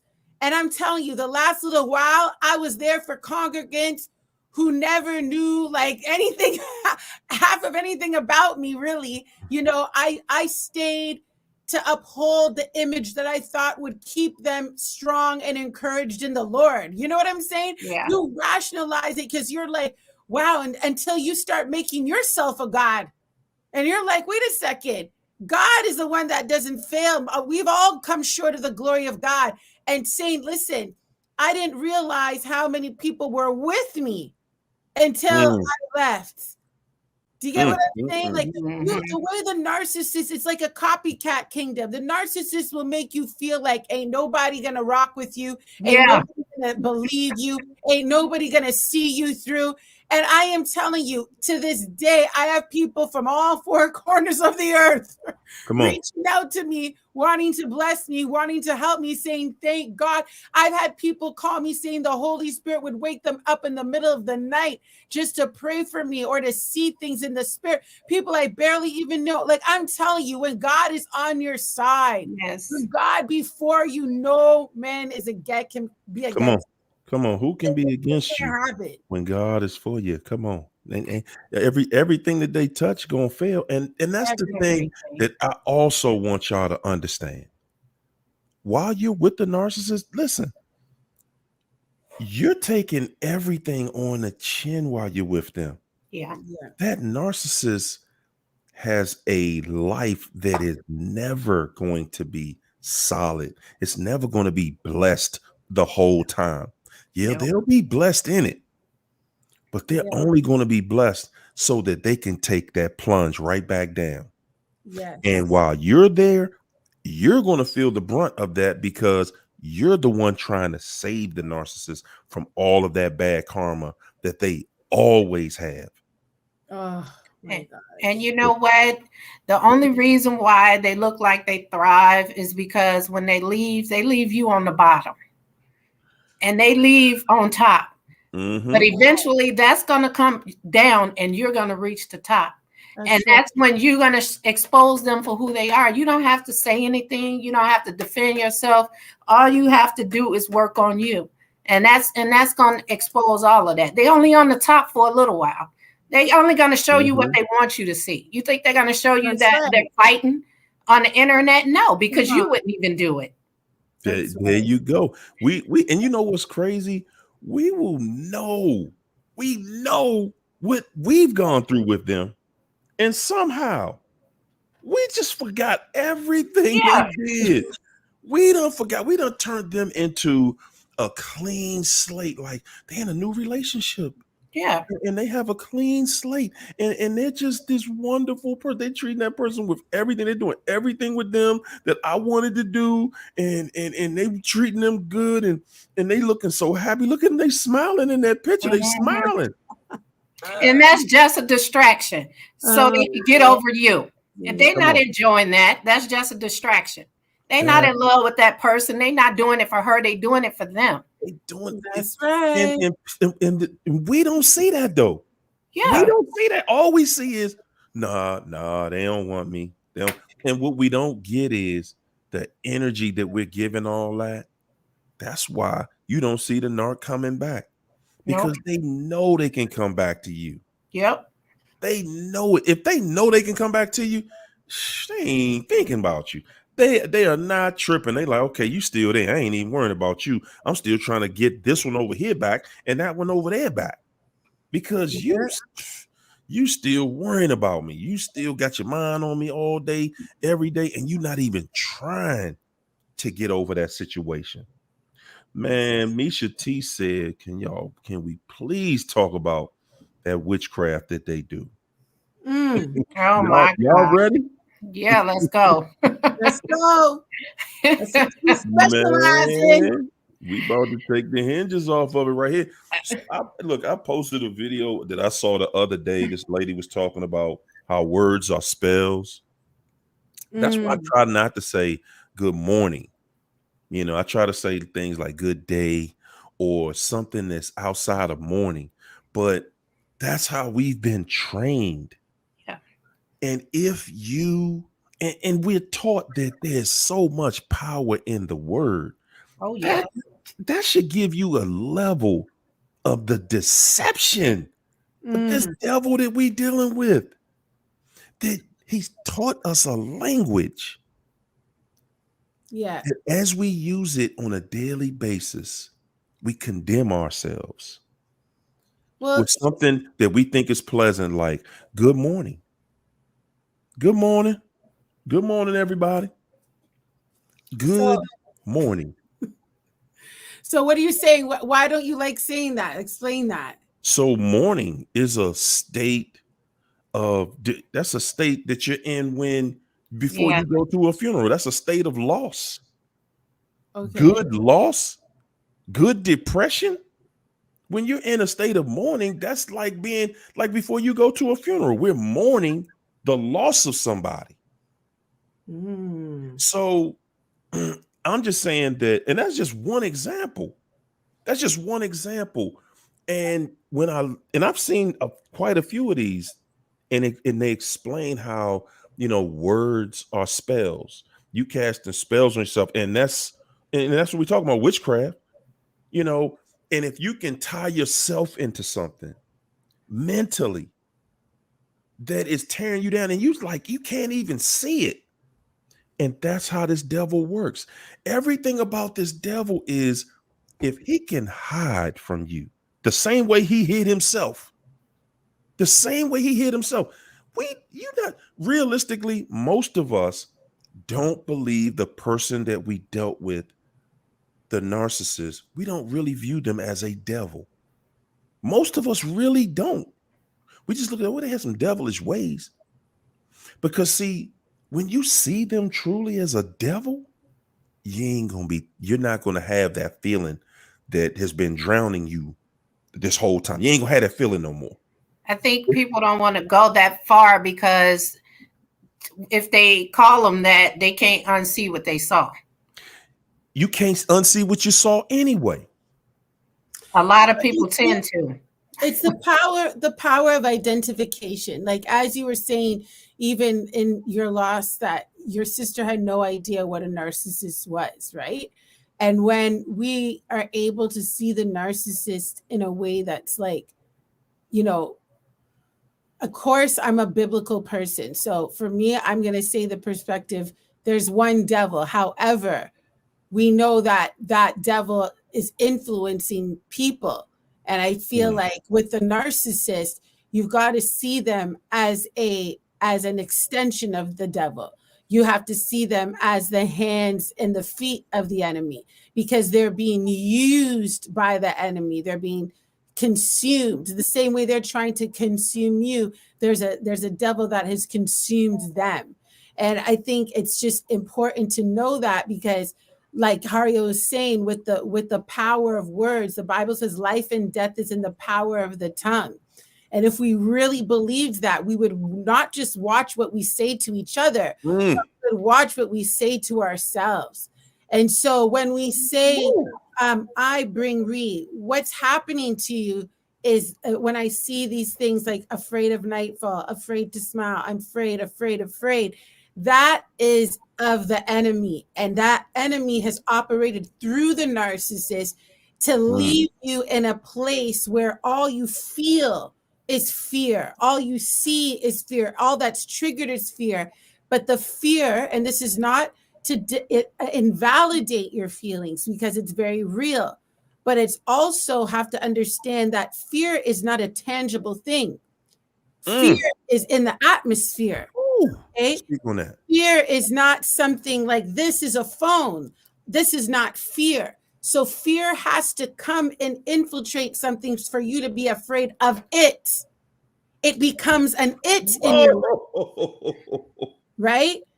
So fear manifests into something. What a man thinks, so is he. So if I'm afraid of it, I'm afraid. The fear has caused me to see this and be afraid. The fear has caused me to see the narcissist and be afraid. The fear has caused me to see whoever, see the dark and be afraid. But mm. God says, I haven't given you a spirit of fear. Come on. Fear is a spirit. It's not just a feeling. Right. Okay. And Right. so when we speak or we make decisions or we connect to people out of fear, what we are doing is opening the door to the enemy to have dominion, to take charge over our lives. But when we say no to fear, we have dominion in the earth. We're not subject to the demons. We're not like, oh my gosh, the narcissist is coming. You know? Come on. We're like, Come I on. rebuke you, devil. Get thee behind me, Satan. Come on. Who do you think you get out of my house? No, I'm going no contact. No, I'm calling the police. No, I'm going to court. Yeah, I'm getting my money back. Yeah, like whatever it is, you start to like just speak the way you might not even feel like being that person. But you have to come to realize what is when you look at yourself again, your broken self, your fearful self, you have to sit there and say, listen, that's the entangled I bring re. What does the free I bring re look like? What does the free Alicia Breeze, the free China, the free Hario look like? And speak that instead of speaking curses, spells, witchcraft, lies, incantations, false vows, whatever it is. Come on. Lies that keep you bound to even memories, rumination, all of these things. Like, think of all the things that are keeping people bound. It's crazy. It's not just one thing. The narcissist, there's the trauma bonds, there's the soul ties, there's the generational curses, there's addictions, there's vices, there's isolation, depression, defeat. Yeah. There's a slew of things because they are a demonic legion. They don't come one at a time. They come in packs. There you go. Right? That's right. And you know what else? Gosh, it's so heavy, right? It is so freaking heavy. And this is why God says, yo, you can't even handle the truth. You can't even handle the truth of the ugliness. That's why God says, listen, man, you got to walk in the light because it's the only thing that darkness can't comprehend. If the minute you step out of the light, it's all game. They're like game. Yeah, for sure. You walk in the light, they're like, man, geez, man, I can't get in her mind.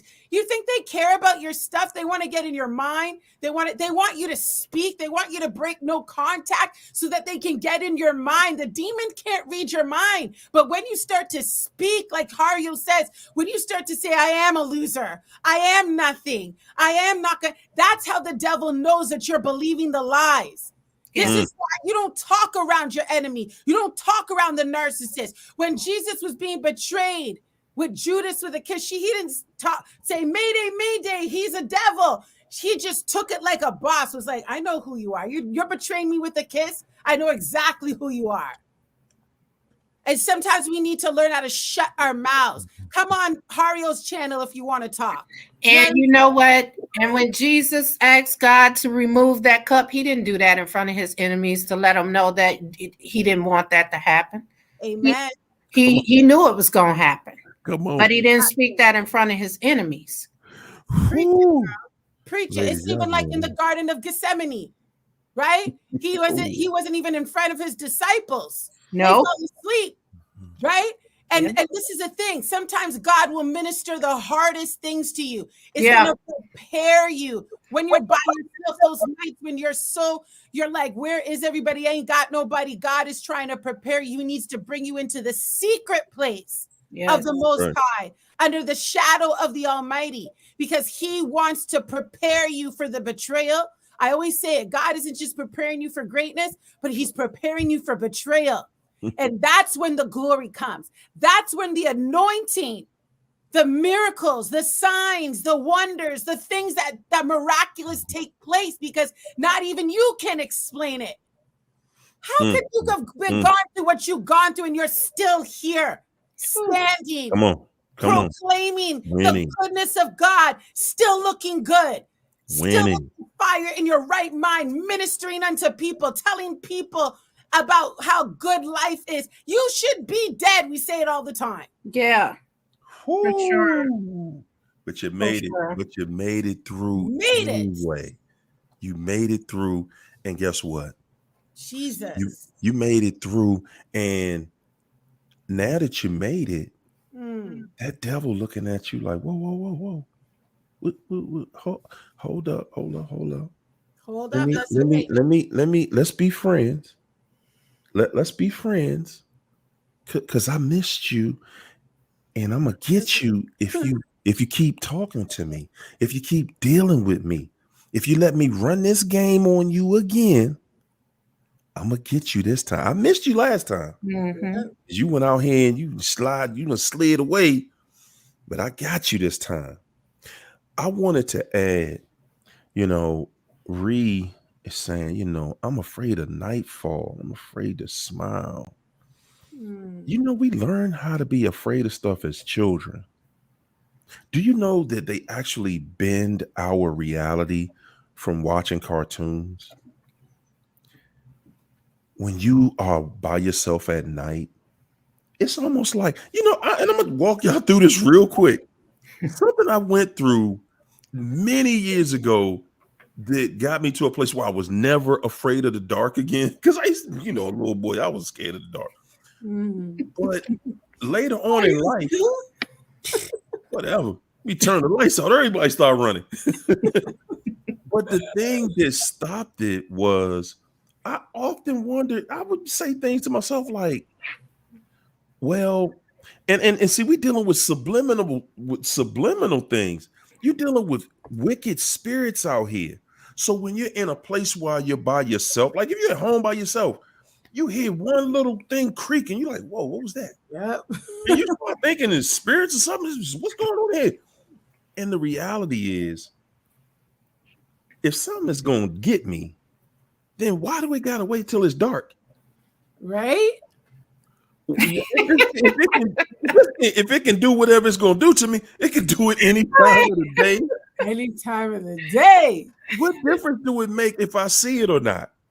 Why is it that you got to have your eyes closed?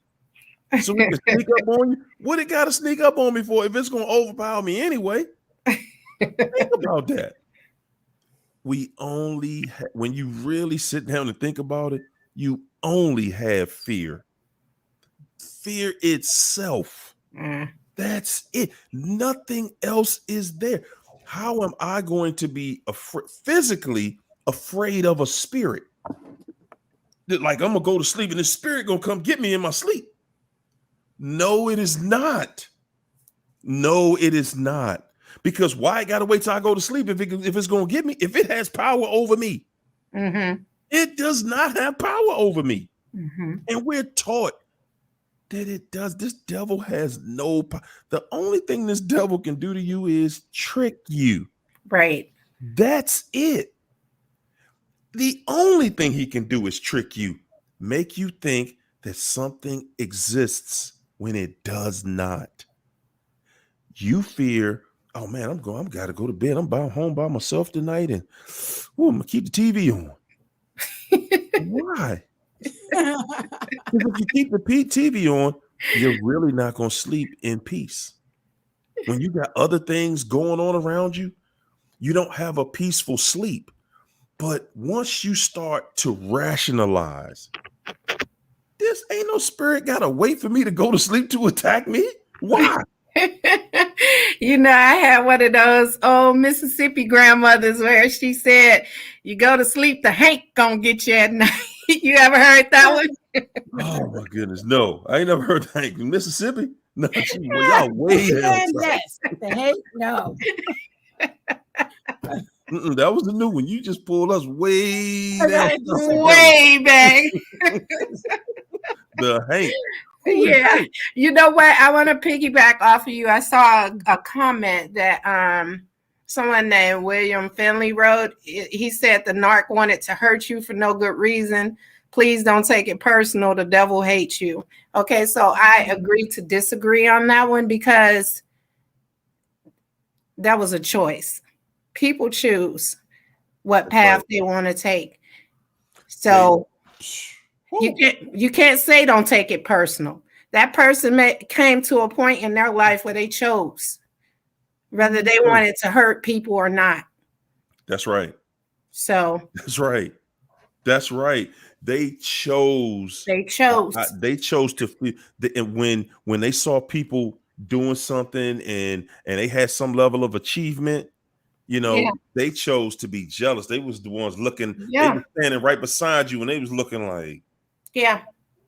man, Yeah, man, I hear what you're saying. I hear what you're saying, because the thing about the narcissist, and there's a scripture that talks about people, workers of iniquity, people that sit at night devising evil. Woo! Speak on it. They literally, like, they have an alarm, 3 a.m. I'm going to get up and I'm going to figure out how to destroy this person tomorrow at 9 a.m. Yeah. This is a very strategic, It is conscious effort. And so, I mean, in the what's the word I'm looking for? At the macro level of narcissism, no, we don't take it personal because that person is toxic. That person has led themselves over to the enemy. But when it comes to the place where that narcissist, listen, anybody who comes to abuse you, to kill you, rob, and destroy you, we got to take it personal to some extent. for sure. Right? For sure. Because listen, you're made in the likeness and image of God. And when somebody tries to, it's one thing to, there's levels to this. We talk about this. But I'm talking to people who have come face to face with evil, that have been, physically, emotionally, psychologically abused to places that, bring people to their knees and cry out to God in prayer, have people contemplating taking their life. This is you know what? Because you're working for, these narcissists are working for the devil. Okay. Yeah. Right. They're literally working for the devil. And so we have to press really hard, not just to fight this on our own, but to stand for the kingdom of God, because there's a kingdom of Satan out there, guys. I mean, even Hario touching upon it, like even with this channels like his, channels like mine, who are approaching this on a very deep level, not just naturally, but spiritually. There is an agenda to keep people bound by satanic instruction. I'm going to say it like that, because you have people giving like channels that are somewhat dedicated to helping victims, but they're not helping victims. They're keeping them more and more dependent on either them, the channel, or the narcissists themselves. Yeah. And we're out here. Listen, this is why we can't rely on algorithms. We can't look at the kingdom of Satan. Like my sister said before, you can't look at narcissistic systems to turn around and bless you. You can't. Oh my God. That, man, hold up. Hold it a second. Hold it. Listen, Alicia, that was priceless. Everything you just said. This devil has a plan, and it's all about manipulation. It's all about who can play the trick on the internet. It ain't about who gonna come in here and just be straight up. It's who knows how to manipulate. This devil trying to create devils. This devil ain't here to create nothing good. Yeah. And it ain't here to reward nothing good. Nope. Nothing that's right. Nothing that got you in line, going in the right direction. No. Everything is all about, hold up, learn how to play this trick. Learn how to manipulate this, and I'll reward you. Yeah. But you go in here and you're just trying to be straight up. Look here, we ain't doing that. We against that. That's right. That book, did y'all see that book that I posted the other night? No. Man, hold on. We gonna talk about this joker here. Jack of Hearts and Other Parts. You never heard Hold on, that. I'm gonna have to pull this book up for y'all, because y'all need to see this to believe it, especially y'all who have children. Oh boy. Okay. If you have children, you need to see this, because this devil, man, this devil done let the cat out the bag. You look at what's going on out here in this world. We talk about things like Sodom and Gomorrah and living in that day and time. And I'm sorry, it wasn't nothing in Sodom and Gomorrah that's on the level of what we dealing with right here. Yeah.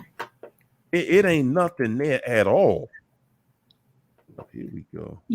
Can I say something real quick? I just want to Yeah. say how, slick the devil is, because everything that he does is through seduction. And he lied and waited. He can't read your mind. He go off what you speak. And he had to see something when Adam and Eve, he had to hear something to know how to get to her, to get to him, to eat that fruit. And he found a flaw in God's perfection. And God's perfection. Ooh, that's just how cold he is. Come on. He is powerful. And that's why you guys got to be careful. If you got to speak things into your life. Whatever you speak into your life is going to be. My sister, so that's it right there. Y'all see it? Y'all see it? Yeah. Yeah. So this is a book they passing out in elementary school. Right? This is a book of a transgender male teaching children in elementary school how to become transgender. It is explicit sexual material in that book. Explicit sexual material in that book. And I mean, it's talking raunchy, how to have oral sex, how to do. Oh no! You would not believe. See, and this is what I'm trying to say. This devil ain't even hiding no more. Whew. He's saying, "Okay, I'm out. Now, what you gonna do about it?" Because see, the one trick he still got up his sleeve is, you know who I am, but you don't know who you are. Wow. Yeah. So that's what we're going to be facing soon. But that's a beautiful thing, because just like, see, the one thing we know that I can say about us all is that we know that the devil exists because we done experienced it. We know, but will we not give him credit? And see, this is when you start getting happy. When you start to learn who God is. Yeah. See, and even with God, we taught that God is so much bigger than us. We taught we heathens. We taught that you ain't worthy of calling yourself no God. Don't even try to put you, but a narcissist can call themselves devils every day. Yeah. See, that's blasphemous to see yourself as that.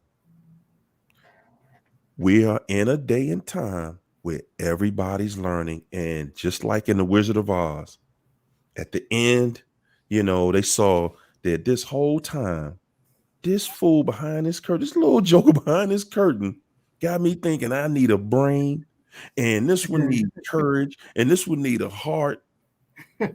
Everybody, and that's the same, when you think about it, that's the same thing the devil has done to us. You need courage. Look at everybody trying to get their heart back. You trying to get your mind right. You think about that story and how it absolutely affects every last one of us. And that's how this devil is.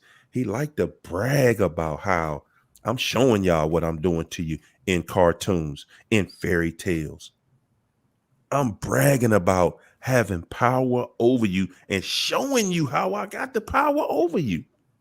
And he shows us just to see who knows, who saw that, who's rising up, who sees what I'm doing, who recognizes it. Because as long as nobody's recognizing it, that means ain't nobody waking up. That means we can go on to the next level. And now we're at that next level. We're at a level where, ladies, it's men out here now saying that women sports and, women things, they saying that a man can be a better woman than a woman. That's the world we live in. That's the world we live in, y'all. Go ahead. No, I'm just gonna say I came across even I don't even know if it was real. It was just like these pods where they're trying to create human life outside of a woman's like womb and make these false wombs, and people pick the DNA and they're Yeah. building babies in a baby factory, like literally. And it's just like, what's happening?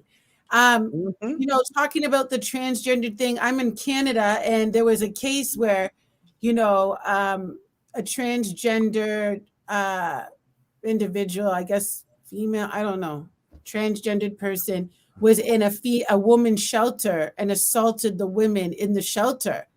And I don't know, we have up here in Canada, we have, you know, bathrooms that are open to everybody. So there's not like they don't have bathrooms like they're diminishing where it's male and female. Yeah, There you go. They started to do that here. And so now the controversy or the issue is like women, where are women safely? Like the spaces for women are diminishing because now they're being open to people who identify themselves as this, as that. Now, like it's creating so much chaos. I'm not really afraid to say because God is my boss. Like I'm not accountable to anybody but him as it pertains to this. But what I am saying is like we're living in a world where we are trying to be God. We are trying to decide what's appropriate. We're trying to make we are creating disorder out of things that God already put in order. We are creating confusion in areas where there should never be confusion. Right. And even those who are in alternative lifestyles would agree. That's right. You know, they have to. You know, people of whether they're in the lesbian, gay, sexual, transgendered, even not transgendered, but these communities who also find it an issue. So there's so much going on in the world today. And again, this is a spiritual conversation. And we see the manifestation of people who want to be in control and want to manipulate down to, you know, changing the very fabric of our biological bodies. Okay.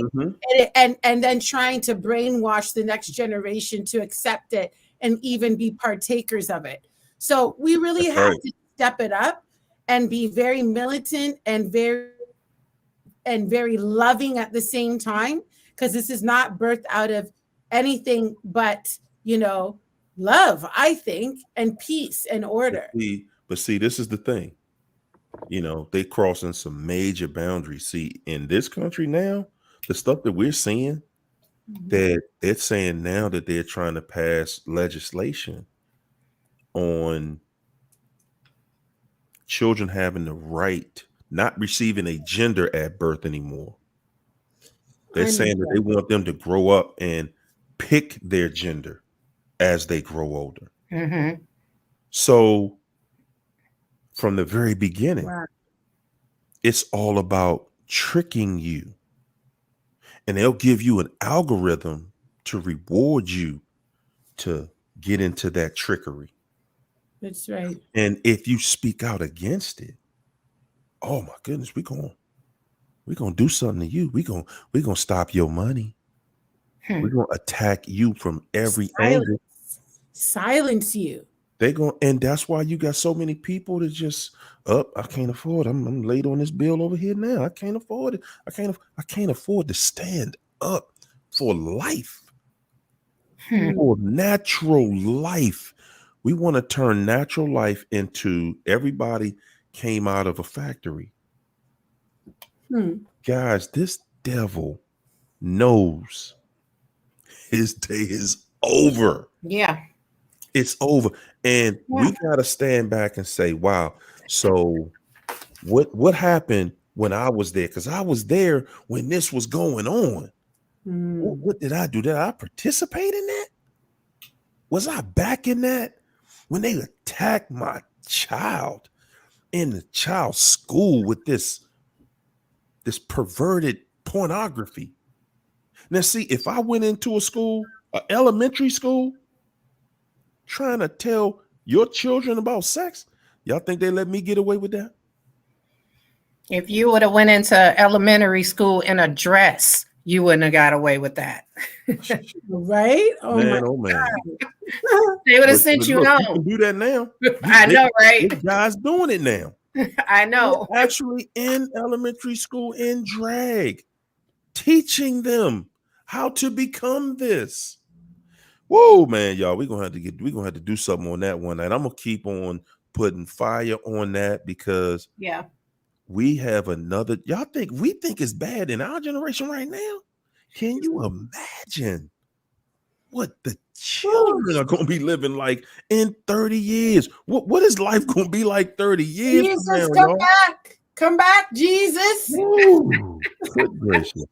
Look, y'all, Over Quarian said, here. thank you for the safe space because what I went through the last year with the narc nearly broke my soul. After 11 years, I now know I was always free.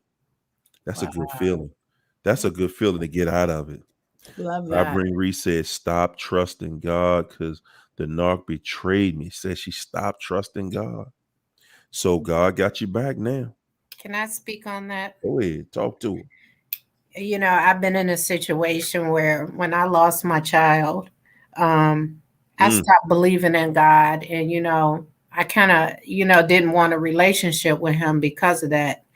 So I can completely understand what she's talking about. But you know what? Regardless of how you feel at this point, everything comes back full circle to God. So you're going to have to get that relationship back with God, and you can't stop trusting God. Everything happens for a reason. It'll either build you or break you. Come on. So, I mean, it doesn't hurt to try it. But I love her honesty. Rhea is honest. She's real. She's saying, man, look, this thing really crushed me. Rhea, what I want you to look at is you are at a place Thank you, where Felicia. you just open wide. You just open wide open to say, listen, man, I really am looking for the truth. I'm really looking for something that I can hold on to that's tangible, something that I can prove this is real. And it's right inside you. It's right inside you. All you got It to do is is. recognize it. It That's is. all. See, we have this big expectation and we start feeling some type of way when we don't control a situation. And listen, for every last one of us, we have the right to make a choice, but we do not control the outcome. Okay. We all have the freedom of will to Yes. make any choice that we want to make in life, but we do not have the power to control the outcome. Because see, that's everybody, that's the entire universe, that's the world we live in. And every time you make a decision, that decision, and see, this is what I want you to see in this read. Every time you make a decision, that decision it's absolutely showing you something in your life. Yeah. It's either leading you to do the right thing or it's rewarding you somewhere inside of you feel rewarded to do the wrong thing. Mm-hmm. And when you're not listening to that voice in you, when you're not listening to that voice that's inside you, that's inside of all of us, not just you, all of us. I know how it is. I wasn't listening to that voice for a Yeah. whole long time. I was Yeah. hard-headed. I was rebellious, please. I said, Yeah. man, I got to the point. I was like, man, ain't no God. I'm sitting here praying to something in the sky somewhere. Where he at, bro? Bro, every time I need something, every time I start praying for it, it don't happen. Every time. So I know where you at. But I'm telling you, this is a conversation me and God had. I said, look, man, I'm just gonna keep it 100. Bruh, either you gonna show me where you at, where you exist. I need some proof of this. I need some proof. And the thing is, how is this thing been hidden from us so? Right? Yeah. Because it's just like having your keys in your hand in the morning and you on your way to work and you tearing your house apart looking for them keys. And then you hit something and hear a jingle and like, whoa, It ain't no way this been in my hand this whole time. We don't listen to that voice. We take that voice for granted because the voice ain't hollering at you, because that ain't what God gonna do. God is gonna talk. God is gonna deal with you with respect. Yeah. Ultimate respect every time. Y'all ever notice that voice only had respect every time it talked to you? Yep. Now, we was taught that God is with us, right? Mhm. Even then we were thinking it's still outside of us somewhere. So we looking for it outside. And he been right there inside the whole time. Yeah. Okay. And I'm saying, and I can prove it. But now, if you want to call it your intuition, you want to call it your inner voice, you want to call it your third eye, I don't care what you call it. That's on you. I'm telling you, God is real and I can prove it. Who gonna check me? Come on. Who gonna check you, What? boo? What? I see religious debates all the time, and I be like, man, I be wanting to jump in there because it be like when they get on some of these guys, they can't even they ask them about God. Like, what are you talking about? This spook God you talking about? Man, no, I'm talking about that God that's inside you right now. That's who I'm talking to. That's the God I'm talking about. So nobody can't say that either it's a God in you or it's a devil in you. Okay, and you chose which one you was going to deal with, which one you was going to follow. You chose. We all chose. At the end of the day, it was a choice that we made. It wasn't oh man, the devil chose me, so I'm bound to that. No, we all chose what we were going to do, because even though Yeah. I came to a point where I got mad, I was mad with God, but at the same time, I wasn't mad enough to say I'm gonna be a devil. Yeah. I ain't never been that mad. Yeah. I ain't never got that mad. And now I just look at life like, man, look here. Every day, I promise you, every single day of my life, man, God walk with me. Man, God got me. Anybody come up against me, man, I feel for you. I promise you, I feel for you. Everybody. Because God got me. They say God protect the young and the naive. There you go. So And that's how we are. We just trust everybody. We yeah. just be out there with it. We just give everybody a chance to show us who they really are, what they really about. But at the end of the day, y'all, at the end of the day, again, I want everybody to know. I want you to know you got the power. This devil he gonna run games on everybody because he feel like, hey, I done disconnected y'all. I done disconnected y'all from God. We can see people. We can see the devil in people, the evil that they do. Yeah. And still we out here like, man, when is God gonna come save us? When is he gonna come? God been here the whole time waiting on you. The devil is only powerful. He is only powerful when you don't know where God is. Yeah. That's it. You control everything. You control everything. This devil don't got you. This devil ain't got no power over you. None. None. I ain't no minister. But I'm a minister to you a little bit. Why not? That's what it is, y'all. That's what it is, man. We done got so caught up and we just trying to find the perfect thing, and it been in you the whole time. Man, that thing been in you the whole time. And it's still right there. Yeah. God been rocking with you from day one. From day one, through all you being a heathen and everything else. I know. Yeah. I know. Misfits. Absolutely. But the whole time he ain't gave up on me yet. He's sitting right there. He said, man, look here. I got you. Anything you want. And that just shows me God is so powerful. God is so powerful that he like, man, He ain't worrying about this devil. That's one thing for sure. He is not worrying about this devil. He's like, look here, man, I'm gonna just let this devil build this case. You dig? I'm gonna let him make his case because the devil already know. What did he say? What did he say? Oh God, respite me. Just let me raise hell, just for this time. Let me trick them. I'll guarantee you, if you let me, I'm gonna trick all of them. Yeah. That was his promise to God. I'm gonna trick every last one of them if you let me. And look at him. He said, I'm coming to get you in the straight path. You hear me? I'm coming in the church. I'm coming through that Bible, that Quran. I'm gonna come through with the monks and the priests and everything. He said he covering this entire situation out here, and he doing it. He doing a wonderful job at deception. I must give him credit for that. He is working all the time and overtime to keep us deceived. Yeah. But it ain't work. Can I say something real quick? Say what you got to say.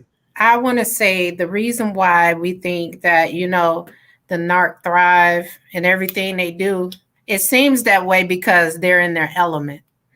That's right. And we have to learn and get into our own element so we can thrive there.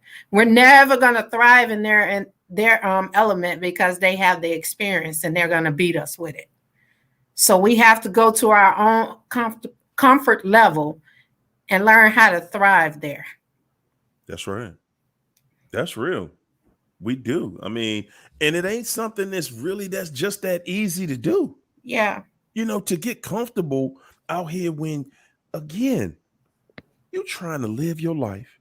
You're trying to raise your kids. Yeah. You're trying to make sure your family members are fine. You're trying to have a relationship with somebody that's meaningful and you want to be happy. And in the midst of all that, then you go outside. Good God, this devil done. This devil is on fire out here. He tap dancing with no clothes on. Oh my God. That fool putting on a show every single day, and we trying to figure the outside out. And by the time you get home, that's supposed to be a place of refuge. We are supposed to be at the age we are. We supposed to been with somebody since we was in our early 20s all the way to now, and watching it and helping raise the next generation. Now we don't know. We are in uncharted territory right now. We are literally, and that's all of us. The people who are still in relationships, man, they fighting for them relationships. They fighting it. They fighting for the relationships. The people who are actually in good ones, they are fighting to try to keep it good. Because you in a world with so much negative influence. They all start out the same way. Yeah. Nobody saw it coming. No. Nobody knew. Nobody ever thought that, wow, one day this person that I love with everything in me, with everything in that one day this person gonna be my worst nightmare? No. Ain't no way. Ain't no way that that's happening. And we are right here living proof that not only does it happen, but it happens a lot. And you know what? The funny thing about it is we think they win, and really they don't, because they were like 10 steps ahead of us and we still come up out of this, even though we were blindsided by it. So they don't win, we win. Come on. Amen. That's how the story ends. We win. There you go. All we do is Sexy win. 100. Thanks for the super chat. She said, Narc got a hold of me to beg me not to talk to the new supply. What? Wow. If he reaches out to me, he needs time to save money and move out of the country. What? I have him blocked. The new supply is looking low. So, guys, for everybody that's thinking that the new supply did something so incredible and they just in bliss, most of the people that hear about the new supply, most of the time, by the time you find out about them, they trying to talk to you too. They ready to talk to you too. They sitting back like, man, are you serious? You really going? You was with this for how long? Like, how did y'all make it? Cause good God, this fool is toxic. Crazy. Hario, listen, I'm and China and everybody in the huddle. I'm gonna chime out right now because I got like 2 more minutes before I preset this broadcast. So you guys, when you guys are finished here, come on over. I gotta pray with my people. Okay? There you go. There you go. We gonna show enough do it. Not Thank to you shut so y'all much, down. Lisa. I'm saying when you're done, come We're on gonna over be done to my soon. channel. We're Can gonna be pray done about soon. it. Thank you, of course, again, as Bye, we do. Alicia. God bless you guys. Yes, God bless you indeed. guys. I'll We see you appreciate guys you. Thank you, next my week. man Mario, thank Lando. you. We're gonna see Huddle, Alicia bye. in Mwah, the juicy. overflow, y'all. All right. Yes, we will. See ya. Yeah. Bye. My man Lando, All right, thanks for that super chat, Lando. And Bye, Raylene, Lando. thanks for the super chat, Raylene. Raylene said, Montana's banning obscene material for minors. Woo! Everybody gonna be moving to Montana. Yeah. Yes, this is really a thing out here, y'all. This is really a thing, and it's big. It is big. My man, True Two. Oh. Where you been, dog? Good night, K-Pool. Where you been, man? That goes Django. Yes, indeed. Yes, indeed. My man True Two said, it took me 1 year for every 5 years. And I was with the narc for 15 years just to get the narc out of my system.